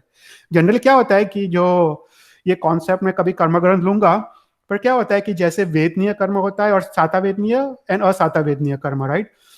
तो उसमें क्या होता है कि जैसे हमारे में दोनों होते हैं, साता वेदनीय होते हैं, असाता वेदनीय होते हैं। हम अच्छी चीज भी करते हैं, खराब चीज भी करते हैं। पर क्या होते हैं, हमने अगर अच्छा आयुष्य बंद किया और अगर हम देवलोक गए, तो देवलोक में तो साता वेदनीय ही है और साता वेदनीय तो है नहीं। तो क्या होता है कि जब देवलोक गए तो देवलोक में हमारे जो साता वेदनीय कर्म का उदय चल रहा है, तो अगर उसमें असाता वेदनीय का कर्म उदय आए, राइट, वो टाइम उसका परिपक्व हो गया और उसका उदय आए, तो उदय ना प्रदेश उदय होता है, तो वो आके वो खड़ जाता है, वो उसका इफेक्ट नहीं दिखाता है। अच्छा, या तो वो कॉन्सेप्ट है कर्म का। और नॉट इवन देवलोक, कहीं पे भी, मतलब अगर अगर तुम्हारा अगर अच्छा, तुम कुछ पुण्य का कर रहे हो और तुम अच्छा कर रहे हो, तो तुम्हारा साता वेदनीय का चल रहा है और एकदम असात्य का वेदनीय का उदय आ जाए तो वो प्रदेश होके चला जाता है। पर कब होता है, जब वो कर्म निकाचित नहीं हो तब। अगर कर्म तुमने निकाचित कर दिया तो वो असाता का अवश्य तुमको उसका फल मिलेगा। तो देवलोक में तो वो उदय में ही नहीं आएगा, तो देवलोक के बाद जब दूसरा भाव मिलेगा तब वो उदय में आएगा। तो या तो मेन थिंग है कि तुम कर्मों को एक साल के बाद नहीं रखो, क्योंकि भगवान महावीर के जीवन में भी वही हुआ, राइट। भगवान महावीर ने इतने सारे कर्म निकाचित कर दिए, उन्होंने इतने सारे चीजें किए, उन्होंने 27 भाव में कि उन्होंने इतने सारे कर्म निकाचित कर दिए, तो उनको तो सभी असाता वेदनीय कर्म के ही उदय आए। भगवान के लास्ट भाव में तुम देखो, गौशाला, संगम, फिर जो भी अनाड़ी लोग आके उनको इतना सारा तंग करते थे, इतना हैरान करते थे, वो सभी कुछ असात्य वेदनीय कर्म का उदय था। और उनको वो दुख तो लगा ही, राइट, ऐसा तो नहीं है कि दुख नहीं लगा, तो दुख का उदय तो था, पर वो तो भगवान थे। भगवान ने असाता को भी अपने सामर्थ्य को में से साता की तरह अनुभव किया। मतलब ये एक ना ब्यूटीफुल थिंग है। उसमें क्या है कि भगवान के जीवन में जैसे जब असाता कर्म का उदय आता था, तो भगवान तो ध्यान में थे। और भगवान क्या होता है कि अपने जो उपयोग होता है, अपना जो आत्मा का उपयोग, वो एक ही चीज में रहता है, it can not be in two things. तो भगवान का जब ध्यान में थे, भगवान का उपयोग तो अपने आत्मा में था, भगवान का उपयोग तो पर में था नहीं, भगवान का उपयोग तो स्व में था। तो ये क्वेश्चन आता है और काफी बार आता है कि भगवान को जब इतने सारे दुख पड़े तो भगवान को दुख का अनुभव हुआ या नहीं हुआ, राइट। तो बेसिकली ऐसा बोलते कि भगवान को दुख का अनुभव हुआ नहीं हुआ, क्योंकि उपयोग भगवान का आत्मा में था। और आत्मा में तो पूर्ण भगवान तो आनंद का अनुभव करते थे। अगर आनंद का अनुभव चल रहा है तो उनको दुख कैसे लगेगा? आनंद और दुख एक साथ नहीं हो सकते। तो भगवान तो आनंद में थे, राइट। अभी ना मैंने एक प्रसंग पढ़ा था जस्ट 40 इयर्स पहले। ये अपने यशोई विजय महाराज साहब है, भक्ति योगाचार्य, और उनके गुरु के गुरु भद्र विजय महाराज साहब, उनके गुरु ओमकार सूरी और ओमकार सूरी के गुरु भद्र विजय महाराज साहब। तो भद्र विजय महाराज साहब की उम्र काफी थी उस समय, 40 इयर्स पहले। आई थिंक उनकी उम्र 70 इयर्स के आसपास था। तो ये बहुत ब्यूटीफुल प्रसंग है। तो क्या हुआ कि भद्र विजय महाराज साहब सुबह को उठे, वो लोग तो 3-4 बजे उठ जाते हैं सुबह को, और फिर ऐसा हुआ कि उसके अगले रात को वो भद्र विजय महाराज साहब के नेल्स, पाँव के नेल्स कट किए थे। तो उसमें पाँव के नेल्स कट करने से उनको लग गया थोड़ा, राइट, तो थोड़ा खून निकला, वो सब हुआ। तो उनको लग गया, पर किसी को पता नहीं चला, राइट। तो नेल्स कट तो हो गए, फिर वो तो फिर उसके बाद वो तो सो गए। और सो गए। फिर उसके बाद वो 3 साढ़े 3 बजे उठे अपनी साधना करने के लिए। तो जब उठे तब उनको पाँव में कुछ पेन हुआ, बहुत ही भयंकर पेन था। क्या हुआ था कि रात को जो वो खून निकला था वो बहुत सारा खून निकल गया और उसके कारण कीड़ियां आ गई, एंड्स। और एंड्स आके उनके पाँव पे चिपक गई और there were thousands of ends, thousands. और पूरा पूरा पाँव, पूरा एंकल के नीचे पूरा पाँव, पूरा आंट, तो पाँव ही नहीं दिखेगा, ऐसा सिचुएशन। तो अभी भद्र विजय महाराज साहब तो 3 साढ़े 3 बजे उठे और अभी वो महाराज, ये तुम महापुरुष देखो कैसे महापुरुष है। तो उन्होंने पाँव में पेन हुआ, बोलते ठीक है, कुछ लगा होगा, हो गया। उन्होंने पाँव पे देखा भी नहीं, ही डिड नॉट सी। फिर उसके बाद उन्होंने प्रतिक्रमण करने बैठे, फिर प्रतिक्रमण किया और फिर प्रतिक्रमण के बाद वो ध्यान करते, वो ध्यान किया। फिर सुबह हो गया, सुबह के 6 साढ़े 6 बजे हो गया। तो लोगों ने सब जगह खून देखा और फिर उसके बाद महाराज साहब के पाँव देखा, तो महाराज साहब पाँव पे तो पूरे कीड़िया चिपके हुए हैं और इतना भयंकर पेन। अभी हम सोचो, हमको एक कीड़ी का बाइट हो, ओनली वन कीड़ी, हमको रहा नहीं जाता है, हम ऊपर नीचे हो जाता है, ये थाउजेंड्स ऑफ कीड़ी। तो फिर यशो विजय महाराज साहब ने पूछा उनको, भद्र विजय, फिर तो डॉक्टर को बुलाया और फिर डॉक्टर को बुलाया, फिर एक एक कीड़ी वो उन्होंने जैनापूर्वक निकाला कि कीड़ी को भी दर्द नहीं हो। और जो भी प्रोसेस है, पूरा जैन शास्त्र में पूरा प्रोसेस दिया है कि कैसे करते हैं ये सब चीजें। तो ऐसे पूरे प्रोसेस से पूरा किया और पूरा डॉक्टर को बुलाया और सब कुछ किया। पर फिर यशो विजय महाराज साहब ने भद्र विजय महाराज साहब को पूछा, अपने गुरु को, कि तुमको इतना सारा पेन था, तुमको पेन की अनुभूति नहीं हुई? तो भद्र विजय महाराज साहब जवाब देते हैं कि मैं तो प्रतिक्रमण में था, तो प्रतिक्रमण में मेरे को ध्यान तो प्रतिक्रमण में था, मेरा उपयोग तो प्रतिक्रमण में था, मेरा उपयोग बाहर कहाँ था, तो मेरे को पता चले पेन का। सोचो, दैट इज द थिंग। अगर उपयोग अपना आत्मा में हो तो बाहर कुछ भी हो तो उसका तुमको कुछ भी फर्क नहीं पड़ता। भगवान के महाराज के जीवन का वही है, इतना सारा दुख आया पर अपना उपयोग आत्मा में है, आत्मा में वो आनंद का अनुभूति है, तो फिर बाहर का पेन तुमको लगेगा कैसे? तुमका उपयोगी अंदर है, पर पे उपयोगी नहीं है। तो इसलिए ना शास्त्र में ना एक चीज आता है कि जो कोई क्वेश्चन पूछता है कि पूरे जो 12 अंग, पूरा जो नॉलेज है अपने जैन शास्त्र में, तो उसका एक सेंटेंस में तुमको डिस्क्राइब करना हो कि क्या है धर्म, तो वो सेंटेंस क्या है? तो सेंटेंस ऐसा है, वो आचरण सूत्र में लिखा है कि पर का असंग और स्व का संग, that is the whole foundation of shastra. पर को छोड़ना है और स्व को प्राप्त करना है। सब कुछ जो पर है उसका अनुभव छोड़ना है, और जो भी स्व है उसका अनुभव करना है, मतलब आत्मा की अनुभूति और पर को छोड़ना। तो वही पूरा शास्त्र का सार है। और ये योग शास्त्र भी हम वही डायरेक्शन में जा रहे हैं, राइट? हम यम, नियम, फिर उसके बाद हम आसन, फिर प्राणायाम देखेंगे, फिर उसके बाद प्रत्याहार, और फिर उसके बाद धारणा, और उसके बाद ध्यान और समाधि। तो that is a whole process कि ये जैन धर्म का मूल ही वही है कि हमको अपना स्व का अनुभूति करना है और पर का सब कुछ छोड़ते जाना है, त्याग करना है पर की चीजों का। अभी बराबर उसमें अपना बॉडी भी पर है, राइट? मतलब शास्त्र में तो वहां तक लिखा है, नॉट जस्ट बॉडी, अपने विचार भी पर है। अपना माइंड क्या है? माइंड भी पर है। अपना जो विचार आते हैं वो पर पुद्गल है। हम पुद्गल को ग्रहण करते हैं, उसको मनोवर्गना में परिवर्तित करते हैं और उसको छोड़ते हैं, तो वो भी पर है। तो ये जो ध्यान साधना में ये लोग महापुरुष जो आगे बढ़ते हैं ना, वो लोग ना निर्विकल्प दशा या निर्विचार दशा में पहुंच जाते हैं। वो लोग ना फिर उनको माइंड से उनको सोचना भी नहीं पड़ता है कि उनको विचारों की जरूरत नहीं है। फिर ये लोग मतलब राग, द्वेष और अहंकार को तो सब कुछ छोड़ देते हैं, पर उसके बाद विचारों को भी छोड़ देते हैं ये ध्यान साधना में। क्योंकि जब आत्मा की अनुभूति होती है तो विचारों का भी कोई काम नहीं है। You don't even have to think, सिर्फ वो अनुभूति में रहना है। बेसिकली ऐसा है कि अभी तक हम लोग डूइंग में है, हम लोग काफी नीचे की लेवल में है, और हमारे लिए धर्म क्या है? Doing. You have to do this, you have to do this, ये करो, ये छोड़ो, ये करो, ये छोड़ो, वो हमारा धर्म है। पर आगे जाके जो 7th गुणस्थानक में आते हैं लोग, उसका धर्म क्या है? बीइंग का धर्म है. You move from doing to being. मतलब तुमको बीइंग, मतलब तुमको अपने आत्मा में रहना है, बस वही धर्म है. तो सब कुछ जो क्रिया है ना, वो 7th गुणस्थानक में छूट जाता है. तो पर हमको अभी क्रिया छोड़ना नहीं है, अभी हमको डूइंग करना है. हमको अभी पुण्य का उपार्जन करना है और पाप को रिमूव करना है. तो अभी हमारे लिए ये क्रिया मार्ग है, ज्ञान और क्रिया मार्ग है. पर आगे 7th गुणस्थानक में उसके बाद पूरा पूरा मार्ग चेंज हो जाता है उसके बाद अपना. बराबर.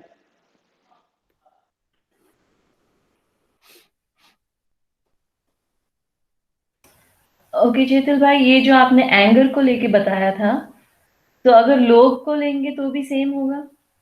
या लोभ को ले भी सेम होगा. अभी ना मतलब ये लोभ थोड़ा डिफिकल्ट टू अंडरस्टैंड है. पर क्या है कि लोभ में हमको जैसे थोड़े चीजों का तो लोभ परमानेंट ही रहता है, राइट? तो अभी हमको जैसे पैसे का है, तो पैसे का लोभ हमको तो परमानेंटली रहता है.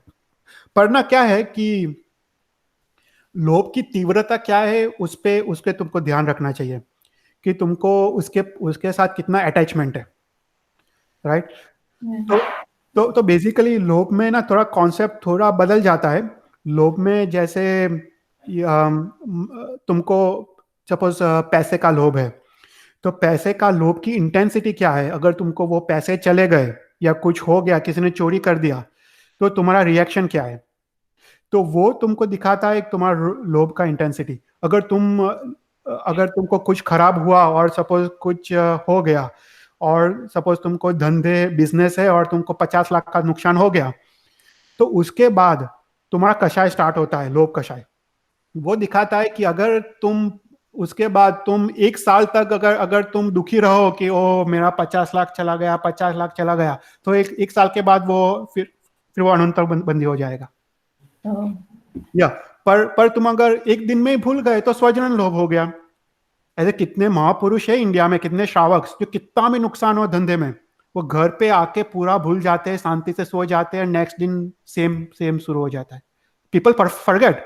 ये सब श्रावक को हमारे में तो कितने सारे एग्जाम्पल्स आते हैं अपने शास्त्र में, ये वस्तुपाल, तेजपाल और ये सब. वो लोग मतलब ये सब कुछ कितना भी प्रॉब्लम हो लाइफ में, सब कुछ भूल जाते थे. तो वो चीज है कि मतलब वो कॉन्सेप्ट तो सेम ही रहता है, पर तुम कितना देर तक तुमको याद रखते हो, राइट? वो चीज को. राइट. ओके. और आपने है ना लास्ट क्लास में ये बताया था, राइट?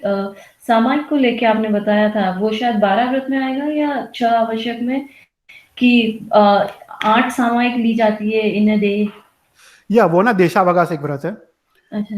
या देशावकाशिक व्रत होना 12 व्रत में आता है. तो 12 व्रत में 5 अनुव्रत आते हैं, 3 गुण व्रत आते हैं और 4 शिक्षा व्रत. तो जो चार शिक्षा व्रत है ना, उसमें सामयिक, देशावकाशिक, पौषध और अतिथि संविभाग. तो जो सेकंड जो देशावकाशिक व्रत है ना, जो इंडिया में काफी लोग करते हैं देशावकाशिक, यहाँ पे यूएस में मैंने किसी को देखा नहीं करते हुए, पर इंडिया में ना देशावकाशिक व्रत में क्या होता है कि तुमको 10 करना होता है. तुमको सुबह का प्रतिक्रमण, 8 सामयिक और फिर देवसीय प्रतिक्रमण, और फिर तुमको मिनिमम एकाशना करना होता है, और फिर तुमको एक लिमिट रखना होता है. तुमको रूम का लिमिट या घर का लिमिट रखना होता है. तो कितने लोग रूम का भी लिमिट रखते हैं कि मैं आज रूम के बाहर नहीं जाऊंगी, I won't go outside the room. और कितने लोग घर का रखते हैं कि मैं आज घर के बाहर आई वोंट गो. और उसमें क्या होता है कि पूरा दिन तुमको शुभ ध्यान में रहना है, तुमको धर्म क्रिया ही करना है. तुमको फिर उसके बाद टीवी या कुछ भी नहीं करना है. तुमको पूरे टाइम धर्म क्रिया में रहना है, और तुमको you have to cut out all the relationship with your external world. मतलब जो लिमिट के बाहर you cut out all the relationship. तो तुमको घर अगर लिमिट है, तो घर के बाहर से कुछ भी आया तो यू कैनॉट एक्सेप्ट. अगर you cannot even send something outside the house, और उसके बाद you cannot even speak to someone outside the house. तो तुमको पूरा जो व्यवहार है वो तुम्हारा घर के सीमित या तुम्हारे एरिया के सीमित हो जाता है. और वो देशावकाशिक व्रत है. और वो 12 व्रत में ऐसा बोला है कि ये पौषध और देशावकाशिक व्रत at least you have to do one a year. Even अतिथि संविभाग एटलीस्ट 1 ईयर, 1 साल में 1 बार करना है ये चीज। अच्छा। या तो then you qualify for this vrat, क्योंकि साल में सब संवत्सरी प्रतिक्रमण करते हैं, तो उसके बाद वापस हमारा नया साल शुरू हो जाता है इन अ सेंस, और फिर वो व्रत सभी रिन्यू होते हैं। तो eight the end of Samvatsari you make sure कि तुम्हारे सभी व्रत तुम्हारे हो गए। Okay.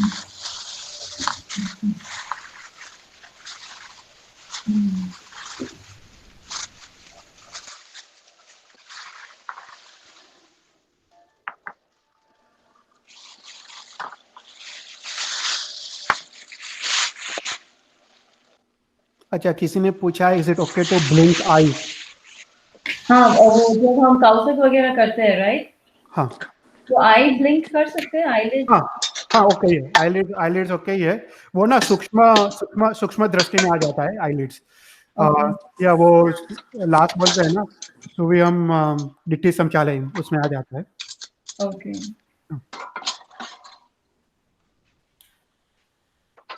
तो चेतन भाई, जब है ना प्रतिक्रमण में जब 40 लोगों का काउंट आता है, तो काउंट में तो हम उंगलियां भी नहीं हिला सकते, राइट? या तो फिर जब 40 लोगों का काउंट हो, तो फिर वो काउंट कैसे रखेंगे? How to remember that? वो ना सिंपल है, मतलब तुमको माइंड से रखने का, मतलब तुम ना एक बार प्रैक्टिस करोगे ना, ऑटोमेटिक आ जाएगा। मतलब ये ना फिंगर्स ना, मतलब यू कैन थिंक कि तुम्हारा कहाँ पे है फिंगर के हिसाब से। यार तुम मतलब इट जस्ट रिक्वायर्स प्रैक्टिस। तुम ना घर पे तुम ये काउसक कर रही हो ना, यू जस्ट प्रैक्टिस कि तुम्हें 12 लोगस गिनना है, 20 लोगस गिनना है, 40 लोगस गिनना है, राइट। और या वो ना प्रैक्टिस से आ जाता है, तुमको फिर याद रखने की जरूरत नहीं पड़ेगा। Okay, thank you. Thank you Chaital भाई। हाँ, thank you. It was very informative, बहुत ज्यादा मजा आया। Okay, any more questions? वो एक पानी का क्वेश्चन था ना, आई थिंक आरती बहन का था, शायद आरती बहन नहीं है। ओके, तो नेक्स्ट टाइम लेते हैं। ओके हाँ, आरती आंटी ने पूछा था। Okay okay. या वो ना जीव विचार हमको एक बार लेना है, हमको वो सब ना बहुत इंपॉर्टेंट कॉन्सेप्ट्स है पानी के और वो सब। Right, I know. या मतलब यहाँ पे क्या मिस्टेक होता है पानी का, कि लोग सोचते हैं कि पानी के अंदर जीव है। मतलब वो तो है ही, पानी के अंदर तो जीव है, पर कॉन्सेप्ट क्या है जीव विचार में, कि पानी खुद जीव है। That is a difference. मतलब यहाँ पे लोग बोलते हैं कि पानी के अंदर 34,000 जीव से, वो तो बराबर ही है, पानी के अंदर तो जीव है ही, पर पानी पानी खुद जीव है वो लोग भूल जाते हैं। हमारे शास्त्र में लिखा है कि पानी इटसेल्फ इज अ जीव। जो पानी जो दिखता है that's a body of the जीव, तो पानी खुद जीव है। तो लेकिन हम लोग क्या करते हैं कि ये टैप को है ना कपड़ा बांधते हैं, राइट, हाँ ताकि पानी वो छान के आए और वो पानी हम उसका उपयोग करें। लेकिन फिर उसको हम कोई 40 आई मीन गर्म तो करते नहीं, उबालते तो है नहीं, तो फिर 48 मिनट्स में तो उसमें तो वैसे ही जीव होने वाली है, राइट? नहीं नहीं नहीं नहीं, ऐसा नहीं है। वो ना जो कपड़ा बांधते हो ना, वो हाँ, कपड़ा कपड़ा का रीजन है कि वो जो बड़े जो बादर जीव है ना, पानी जो पानी के अंदर वाले जीव है, हाँ, पानी में जो जीव है वो निकल जाते हैं, पर पानी खुद खुद वो जीव है वो नहीं निकलता है। तो वो जो पानी जो खुद जीव है उसको तो बॉईल करना पड़ता है तभी वो निकलता है। पर पानी के अंदर जो जीव है ना, जो बड़े जीव है, बादर जीव है, हाँ। जब वो माइक्रोस्कोप से दिखते हैं, तो वो जीव निकल जाते हैं। तो वो जीव गण निकल जाता है, पर उसमें क्या है कि आई थिंक 9 आवर्स से 9 आवर्स के बाद तुमको वो कपड़ा निकाल के तुमको सुखाना पड़ता है बाहर। ओह, अच्छा, या तो फिर तुमको दूसरा कपड़ा। तुमको सन में तुमको सुखाना पड़ता है, और वो नेचुरली वो सूखे। तुमको नेचुरली तुमको वो ड्रायर में नहीं डालना है, तो उसको नेचुरली सुखाना है, और फिर उसके बाद तुमको नया गड़ना डालना है। तो वो 9 आवर्स तुमको, एवरी 9 आवर्स तुमको चेंज करना है। तो उसको जब 9 आवर्स के बाद जब हम उसे निकालते हैं, तो उसे धोना भी नहीं है, सीधा डायरेक्ट सनलाइट में रखना है, हाँ हाँ, रिंस ऐसा। करना है। या मतलब हमारे शास्त्र में तो ऐसा लिखा है कि जो वो कपड़ा है ना, वो कपड़ा ऐसे तो ऐसा लिखा है कि you can not mix hot water and cold water पहले तो। पर अभी तो हम लोग हॉट वाटर कोल्ड वाटर दोनों एक साथ ही ऑन करते हैं, और शास्त्र में तो you can not even mix. पर अभी वो सब तो हम फॉलो नहीं कर पाते। पर वो कपड़ा ना, पहले पहले वो जो पानी है ना, ठंडे पानी में वो कपड़ा डालना है, जो जो अगर ठंडा पानी का हो तो ठंडा पानी वो कपड़ा भिगोना है, हाँ। फिर उसके बाद सुखाना है, ऐसा है। ओके, तो 9 आवर्स के बाद उसको निकालने के बाद एक बार ठंडे पानी में रिंस करके फिर सुखाना है। हाँ, फिर सुखाना है। ऐसे तो रिंस भी नहीं करना है, जब सिर्फ सिर्फ डुबाना है, एकदम एकदम केयरफुली, रिंस भी नहीं करना है तुमको। ओके, कपड़ा कपड़ा निकाल के सिर्फ वो ऐसे तो वो कूम्ब होता है ना, घड़ा घड़ा में डालना है, फिर हाँ, उसके बाद उसको सुखाना है। और उस पानी का फिर क्या करना? उसको उसको पानी को फिर निकाल देने का। तो सीधा सिंक में डाल सकते हैं उसको? अभी तो यहाँ पे तो सिंक में ही डालते हैं, तो यहाँ पे ओके ही है, पर इंडिया में तो वो लोग झाड़ को डाल देते हैं या बाहर डाल देते हैं, ऐसा। राइट, तो सिंक में डालने से क्या होता है? लाइक पीपल यूज्ड टू से कि वो है ना सारे जीव पाताल में चले जाते हैं। अभी ना यहाँ पे तो अभी एग्जैक्ट ना ये आंसर ऐसा किसी को पता नहीं है, क्योंकि अभी क्या होता है कि सिंक में लॉट्स ऑफ केमिकल्स होते हैं, राइट, और मतलब वो जो प्रोसेस होता है वो केमिकल ट्रीटमेंट होता है, और फिर उसके बाद वो लोग उसको निकालते हैं। पर ऐसा हो जाता है ना कि जब जनरल कॉन्सेप्ट ऐसा है कि एक बार केमिकल पानी में आ गया, वो पानी अचित हो गया। ओके, अगर तो कोई भी केमिकल तुम डालो पानी में तो पानी अचित हो जाता है। ओके, तो उसके बाद फिर वो पानी में जीव रहता नहीं है, और फिर उसके बाद तुम कुछ भी करो पानी को, वो ओके ही है उसके बाद, केमिकल ट्रीटमेंट के बाद। ओके। या तो यहाँ पे तो जो पानी आता है वो तो पूरा प्रोसेस्ड वाटर ही है एनीवेज। या प्रोसेस वाटर ही है। या हाँ, क्योंकि वो क्या बोलते हैं, जो जो पूरा फिल्ट्रेशन सिस्टम है, या आई मीन हाँ, उसके बाद जो अपने घर पे आता है, आई मीन या आई मतलब वो एक कार्बन फिल्टर तो होता ही है, वो मतलब कपड़े जैसा ही काम करता है ऐसे तो। ओके, पर मतलब ये क्या है कि तुम कपड़ा तो फिर भी लगाना है पानी में, क्योंकि ना उससे तुम्हारे भाव की शुद्धि होती है। अगर द्रव्य से पता नहीं, क्योंकि हमारा फिल्टर होके आता हो तो शायद उसमें वो बादर जीव निकल जाते हो शायद। पर अगर कपड़ा लगाओ ना, क्योंकि ये भगवान की आज्ञा है कि तुमको ऐसा करना चाहिए, तो उसमें ना तुम्हारा पूरा भाव उसमें चेंज हो जाता है। तुमको जो जीव हिंसा का जो जो भाव था वो पूरा बदल जाता है तुमको आत्मा में। तो इवन तुमको नहाने का भी बोला है कि अणगण पानी पानी नवानु नहीं, वो अतिचार में आता है, अणगण पानी नहाया लुगड़ा धोया। राइट, तो इवन वॉशिंग ऑफ क्लोथ्स के लिए वो कपड़ा चाहिए, नहाने के लिए कपड़ा चाहिए, सब कुछ के लिए कपड़ा चाहिए। राइट। पर मैं मेरे क्वेश्चन में शायद ये टॉपिक पहले मिस कर दे कि क्या मैं लेट शुरू करी तो फिर ये कपड़ा बांधने से पानी हो जाता है, तो स्टिल अपन अभी अपने एकासना और वास में अपन फिर वो गर्म क्यों करते हैं? हाँ, तो ना ऐसा है कि अपना जो धर्म है ना, वो ना लाभालाभ का धर्म है, ऐसा लिखा है। तो उसमें ना दो दो चीज बोलते हैं कि एक लाभ कितना है और नुकसान कितना है, तो उसको लाभालाभ बोलते हैं। तो अभी शास्त्र में लिखा है जब तुम पानी गर्म करते हो तो उसमें जीव हिंसा एक बार होता है, और उसके बाद 9 आवर्स तक उसमें जीव उत्पन्न नहीं होते हैं, राइट। तो उसमें अच्छा, उसमें जब तुम यूज कर रहे हो, तो शरीर के अंदर तुम पी रहे हो या कुछ भी कर रहे हो, तब तब उसमें जीव हिंसा तुम 9 आवर्स तक तुम बच जाते हो वो जीव हिंसा में। अगर तुम पानी बॉईल नहीं करो तो कंटिन्यूअस उसमें जीव मरते उत्पन्न होते हैं, जीव और मरते उत्पन्न होते हैं। तो और उसमें वो तुम जब पियो तो अपने बॉडी में जाके मरते हैं वो जीव, तो हमको वो जीव हिंसा का तब वो पाप लगता है। तो इसलिए इसलिए लाभ किसमें है कि एक बार बॉईल कर दो तो उसमें नुकसान बहुत कम है, सिर्फ एक बार जीव हिंसा है, नुकसान उतना है। पर 9 आवर्स तक तुम उनको उसको लाभ है फिर। तो अच्छा, या एक बार नुकसान और 9 आवर्स का लाभ, तो इसलिए हमको ना लाभालाभ का धर्म बोला है। तो एक बार तुम नुकसान करके भी तुम 9 आवर्स का लाभ ले लो, तो उसमें तुमको फायदा ज्यादा है आत्मा के लिए। अच्छा, ओके। क्योंकि यही क्वेश्चन ईशा और इनसे भी आया था मेरे बच्चे से, but I couldn't give them answer correctly, तो अब पता चला। ये ये ना मतलब बहुत इंपॉर्टेंट टॉपिक है ये ना। अभी आजकल के लोग ये मानते नहीं है, प्रॉब्लम वो है। पर ना ये साइंस ने प्रूव किया है कि जो पानी होता है ना, तो पानी में ना H2O है, राइट। 2 हाइड्रोजन है और एक ऑक्सीजन है, उसका संयोजन से पानी बनता है। तो H2O में तो ऑक्सीजन है ही, पर उसके उसके अलावा पानी में एक डिजॉल्व ऑक्सीजन होता है। There are 2 types of oxygen. तुम ना पानी को अगर लैब टेस्टिंग के लिए दो तो they will give you exact count of dissolve oxygen in the water. तो दो टाइप के ऑक्सीजन होते हैं पानी में, एक डिजॉल्व ऑक्सीजन और एक H2O खुद, जो पानी जो बना है वो मॉलिक्यूल. तो जो सेकंड जो ऑक्सीजन है, डिजॉल्व ऑक्सीजन, वो प्रूव करता है कि पानी सांस ले रहा है और सांस छोड़ रहा है. वो या कोई भी जीव में अगर बॉडी में अगर ऑक्सीजन तुम मेजर करो, वो प्रूव करता है, वो प्रूव करता है वो जीव है. वो जीव सांस ले रहा है और सांस छोड़ रहा है.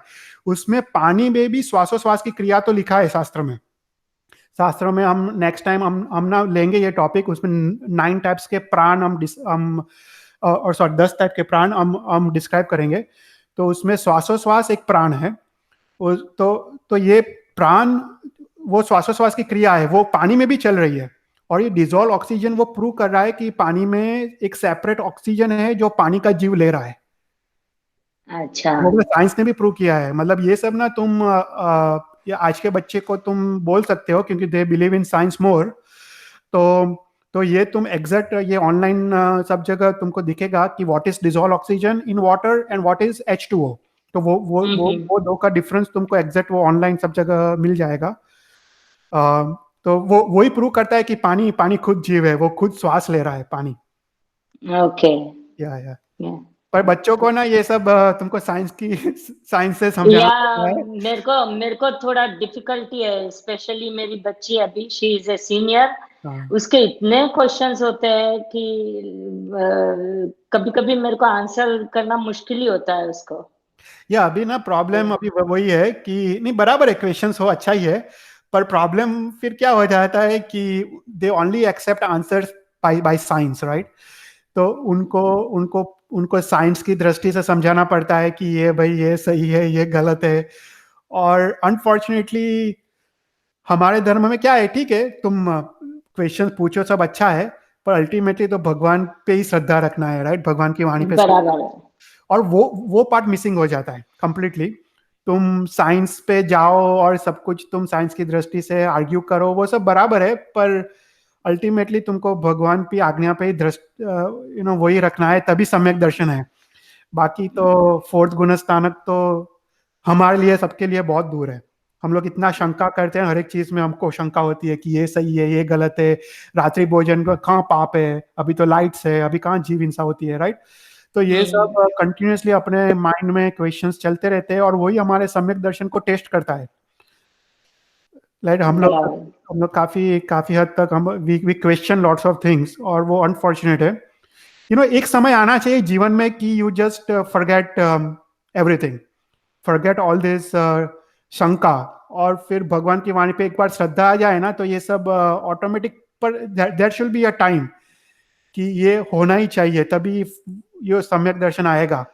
बाकी पूरी जिंदगी हम क्वेश्चंस करते रहेंगे, हमारे पास सब आंसर्स है नहीं. इवन ज्योग्राफी के हमारे पास आंसर्स है नहीं. तो हम पूरे हम मरते तक क्वेश्चंस करते रहेंगे, तो हमको बहुत मुश्किल है सम्यक दर्शन आने का. एक टाइम तो ऐसा होना चाहिए कि क्वेश्चंस भूल के वी जस्ट वो श्रद्धा से एक्सेप्ट करते रहे, राइट. या वो हमारे में एक आता है, ज्ञान से फलम श्रद्धा और ज्ञान से फलम वीरति, दो चीज आता है. तो मतलब व्यवहार नहीं बोलता है कि ज्ञान का फल श्रद्धा है, और निश्चय नहीं बोलता है ज्ञान का फल वीरति है.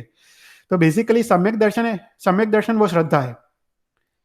वो व्यवहार से बोलते हैं कि सम्यक दर्शन क्या है, वो भगवान की वाणी पे श्रद्धा, ज्ञान से फलम श्रद्धा. और निश्चय नहीं बोलता है कि नहीं, श्रद्धा सिर्फ सम्यक दर्शन नहीं है. तुमको सम्यक दर्शन क्या है, जब वीरति आए तब सम्यक दर्शन है, क्योंकि श्रद्धा से कुछ है नहीं, तुम्हारा आचरण कुछ है नहीं. वीरति क्या है, आचरण है. तुमको देश वीरति और सर्ववीरति तुम करो, तब वो तुम प्रैक्टिस में रख रहे हो.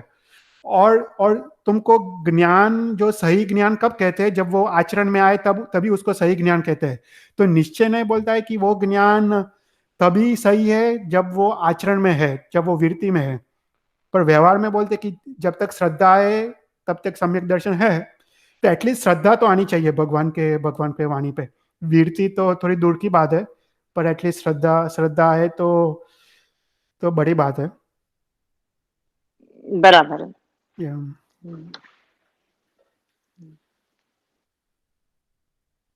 पर या कोई भी क्वेश्चन हो मतलब बच्चों को, या दे कैन तुम भी कॉल कर सकती हो मेरे को। ऐसे साइंस का मैंने थोड़ा बहुत अभ्यास किया है even in terms of science. तो I might be able to answer few questions बच्चों के।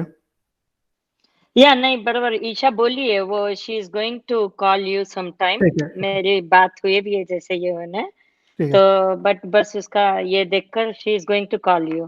ठीक है ये ठीक है। करता ओके ओके हाँ या ओके। पहले चेतन भाई, पहले क्या होता था, लाइक फ्यू इयर्स बैक, जैसे हमको बोलते थे कि धर्म को समझो, उसमें फेथ रखो, और हम लोग फेथ रख लेते थे। हम्म। आजकल के बच्चों को हम वो क्यों नहीं करवा पाते? Where are we lacking? Like we are lacking, or what's going on? या मतलब उसमें ना दो चीज़ है। पहले तो यहाँ का एजुकेशन, टू बी ऑनेस्ट, मतलब इंडिया या यहाँ का it is same education. India में भी यही प्रॉब्लम है कि यहाँ का जो एजुकेशन है ना, पहले क्या होता था कि एजुकेशन सिस्टम हमारा हमारा ना, हम लोग संस्कार भी देते थे एजुकेशन के अंदर। Right. अभी ना संस्कार तो कम्प्लीटली ऑफ है। हम लोग सिर्फ जो कोर्स है स्कूल में वो सब पढ़ाते हैं, पर संस्कार की तो कोई बात नहीं है। अभी अभी जैसे हमको स्कूल में हमको यहाँ के बच्चे राइट खाते हैं क्लास में, हम्म। वो तो ज्ञानावन्य कर्म का उदय है राइट। मतलब तुम कोई भी ज्ञान हो, देखो ज्ञान खुद सम्यक या मिथ्या नहीं होता है, ज्ञान की परिणति सम्यक या मिथ्या होता है। मतलब तुम कोई भी ज्ञान पढ़ो वो ओके ही है। तुम स्कूल का पढ़ो, ये पढ़ो, वो पढ़ो, धर्म का पढ़ो, ज्ञान खुद सम्यक या मिथ्या नहीं है। पर तुम ज्ञान का तुम अंडरस्टैंड कैसे कर रहे हो, तुम वो ज्ञान का इंटरप्रेट कैसे कर रहे हो, वो तुम्हारे हाथ में है। तो तुम हमको मिथ्या ज्ञान को तुम मिथ्या के रूप में इंटरप्रेट करो तो वो तुम्हारे लिए सम्यक हो गया, और Right. तो सम्यक ज्ञान को मिथ्या के रूप में इंटरप्रेट करो तो वो मिथ्या हो गया, इवन दो तुम सम्यक ज्ञान पढ़ रहे हो, पर उसका अगर तुमको इंटरप्रिटेशन या अंडरस्टैंडिंग रॉन्ग हो तो मिथ्या हो गया। तो ज्ञान खुद सम्यक या मिथ्या नहीं होता है, ज्ञान की परिणति सम्यक या मिथ्या होती है। तो अभी क्या प्रॉब्लम है कि हम लोग बच्चों को संस्कार तो कंप्लीटली ऑफ द टेबल है। तो बच्चों को जो पढ़ाया जाता है, पहले तो मैंने देखा है कि इवन टीचर्स को रिस्पेक्ट नहीं है, टीचर्स को नाम से बुलाते हैं। हाँ हाँ। हमको तो सर या मैडम बुलाते थे, अभी यहाँ पे तो नाम से बुलाते हैं। फिर उसके बाद खाना खाते, पाँव टेबल पे रखते, सब कुछ राइट। दिस ऑल मतलब it all adds up. Right. ये सभी चीजें एड्स अप। और यहाँ का एजुकेशन भी ऐसा है कि it's far away from our values. देखो हमारे एजुकेशन में हमको हमारी हिस्ट्री नहीं सिखाते, हमारे चीजें कुछ सिखाते नहीं है। और दूसरा चीज ऐसा है ना कि यहाँ पे बच्चों को गुरु महाराज का योग नहीं है, साधु महाराज का। Right. Yes. तो वो ना सबसे बड़ा फैक्टर है। क्योंकि एक चीज नोटिस किया है कि तुम इंडिया में जाओ और साधु महाराज के पास तुम जाके सिर्फ बैसो, even if you don't ask questions, Right. तुम सिर्फ बैसो तो तुम्हारे विचार में परिवर्तन आ जाता है। मतलब ये तो खुद अनुभव होता है। तुम अगर बड़े साधु महाराज हो उसके पास जाके तुम कुछ बात करने की भी जरूरत नहीं है, सिर्फ जाके वहां पे तुम 15 मिनट बैठो, तुम्हारे सभी विचार ना शुभ विचार हो जाते हैं, अशुभ विचार तुम पूरे पूरे चले जाते हैं। वो ना साधु महाराज के प्रभाव है। और हमारे में तो लिखा है कि जो ज्ञान हमको लेना है वो साधु महाराज से ही लेना है। मतलब हमको हमको ये सब ज्ञान, हम कुछ भी हम पढ़ते हैं वो साधु महाराज से आना चाहिए। तो जब साधु महाराज से ज्ञान आते हैं वो ऑटोमेटिक वो सम्यक सम्यक ज्ञान आता है हमको, वो उसकी परिणति सम्यक होती है। अभी अभी क्या है कि वो साधु महाराज का योग नहीं है, तो हम कुछ भी सीखते हम खुद अपने हिसाब से सीखते हैं, हम खुद पढ़ लेते हैं, कोई साधु महाराज के साथ इंडिया में कांटेक्ट नहीं रखते हैं। अभी ना ऐसा है कि तुम कोई भी शास्त्र पढ़ने का स्टार्ट करो ना, तुमको साधु महाराज की आज्ञा चाहिए। तो या जैसे मैं अगर योग दृष्टि समुच्चय में पढ़ने का शुरू करता हूँ तो मैं महाराज साहब को फोन करता हूँ और पूछता हूँ कि मेरे को ये शास्त्र पढ़ना है। तो महाराज साहब अगर ना बोले तो मैं नहीं पढ़ता हूँ। महाराज साहब मेरे को एक बार बोला कि नहीं तू ये मत पढ़, तू उपमिति भाव प्रपंच पढ़ अभी। तो मैंने वो छोड़ दिया और मैंने उपमिति भाव प्रपंच पढ़ा, क्योंकि ये चीज ने महाराज साहब डिसाइड करने का। प्रॉब्लम वो है कि हम लोग खुद डिसाइड करते हैं, तो फिर उसमें ना हमको वो ज्ञान की वो फिर परिणति होती नहीं है। महाराज साहब हैज टू डिसाइड कि तुम्हारे लिए क्या सही है और क्या गलत है। तो even now in US you can do that. तुम लोग कोई साधु महाराज के कांटेक्ट हो तो तुमकी आज्ञा लेके तुम वो शास्त्र का शुरुआत करो, और उसके बाद तुम शास्त्र पढ़ो ना, तो उसकी वो ऑटोमेटिक तुमको आत्मा में उसकी परिणति तुमको ऑटोमेटिक अंदर चला जाता है। वो चीज वो ना तुमको मन में नहीं रहता है, वो चीज वो ना आत्मा के अंदर चले जाता है, वो जो पढ़ा हो वो। तो उसकी परिणति तुमको डिफरेंस महसूस होगा, तुमको परिणति सम्यक हो जाएगी, तुमको वो शास्त्र ना तुमको समझ में आने लगेगा, और तुमको आनंद आता रहेगा कि ओहो वो अहोभाव आएगा वो शास्त्र पे। नहीं, I also completely I mean, हाँ ये बात बहुत सही है कि जब साधु भगवंत और साधु या साधु जी भगवंत के पास बैठते हैं तो ऑटोमेटिकली अपने विचार है ना चेंज होने लगते हैं। We feel very different and suddenly इतना फेथ आने लगता है हर चीज पे, and we start liking everything as well. मतलब उसका फिजिकल रीजन भी है। मतलब ये योग शास्त्र में ही ये चीज लिखा है, क्योंकि ना हम जो मनोवर्गण के पुद्गल ग्रहण करते हैं ना, वो बेसिकली किसी ने छोड़ा है और हम ग्रहण करते हैं। हम जब साधु महाराज के पास बैठते हैं ना, तो साधु महाराज की जो ऑरा है और जो पुद्गल वो जो लेते और छोड़ते हैं ना, वो पुद्गल हमको तुरंत मिलते हैं क्योंकि हम पास में बैठते हैं। तो हमको वही पुद्गल हमको ग्रहण करने को मिलते हैं जो साधु महाराज ने छोड़े हैं। और आपने अभी जो बताया कि साधु महाराज को आपने पूछा था कि मैं ये पढ़ाई करूं या नहीं करूं, ये स्टार्ट करूं या नहीं, तो मतलब अगर वो मना करते हैं तो उसके पीछे रियली उनका कोई रीजन होता है? या उसका रीजन होता है। अभी ना ऐसा है कि हमको ना एक जीवन में एक साधु महाराज होने के कि जो हमारे गुरु हो, और ना वो हमको जानते हैं। वो हमारे मार्ग को वो पहचानते हैं। हम लोग खुद हमारे मार्ग को नहीं पहचानते हैं। हमको पता नहीं है कि हमारे लिए क्रिया बेटर है, ज्ञान बेटर है, क्या करना चाहिए। ये सब इतने सारे डिफरेंट मार्ग्स है, तो उसमें कौन सा मार्ग अपनाना चाहिए।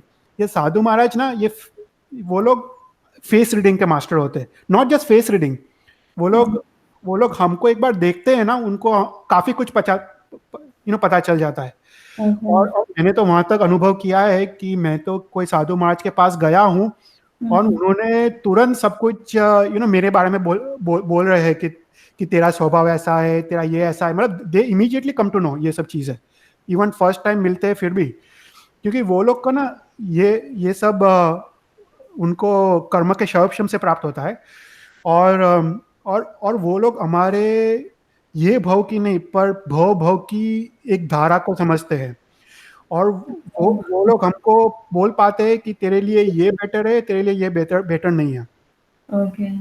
या तो एक साधु महाराज तो जीवन में अवश्य होने का, और वो साधु महाराज ना तुमको डेफिनेटली तुमको बोल पाएंगे कि तुम्हारे लिए कौन सा चीज, इवन रीडिंग में कौन सा शास्त्र बेटर है, कौन सा शास्त्र बेटर नहीं है, कौन सा उपयोगी है, कौन सा अभी पढ़ना चाहिए, कौन सा बाद में पढ़ना चाहिए।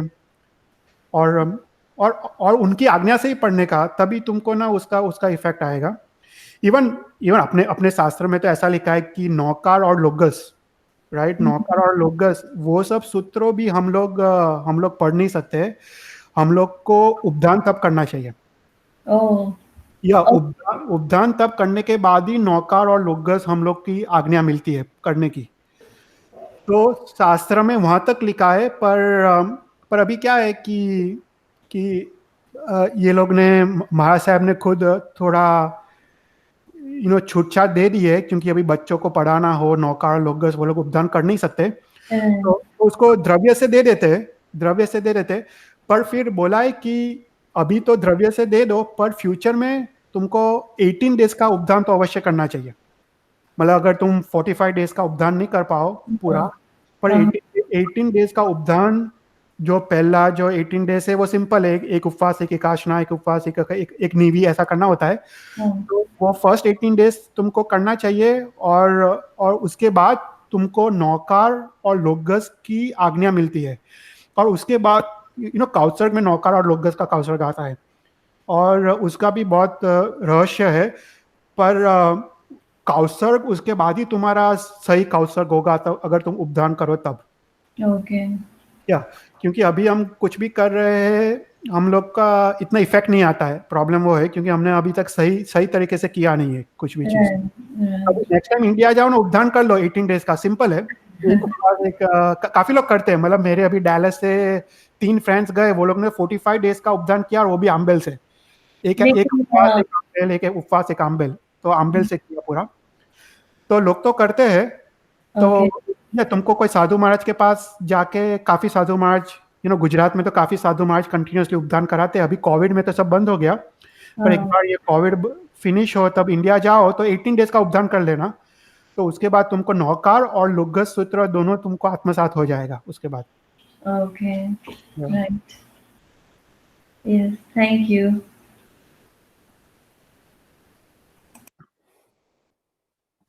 ठीक है, ओके। कोई एनी क्वेश्चन? थैंक यू चंचल भाई ना। Thank you. हाँ, ओके, थैंक यू चेतन भाई। Thank you.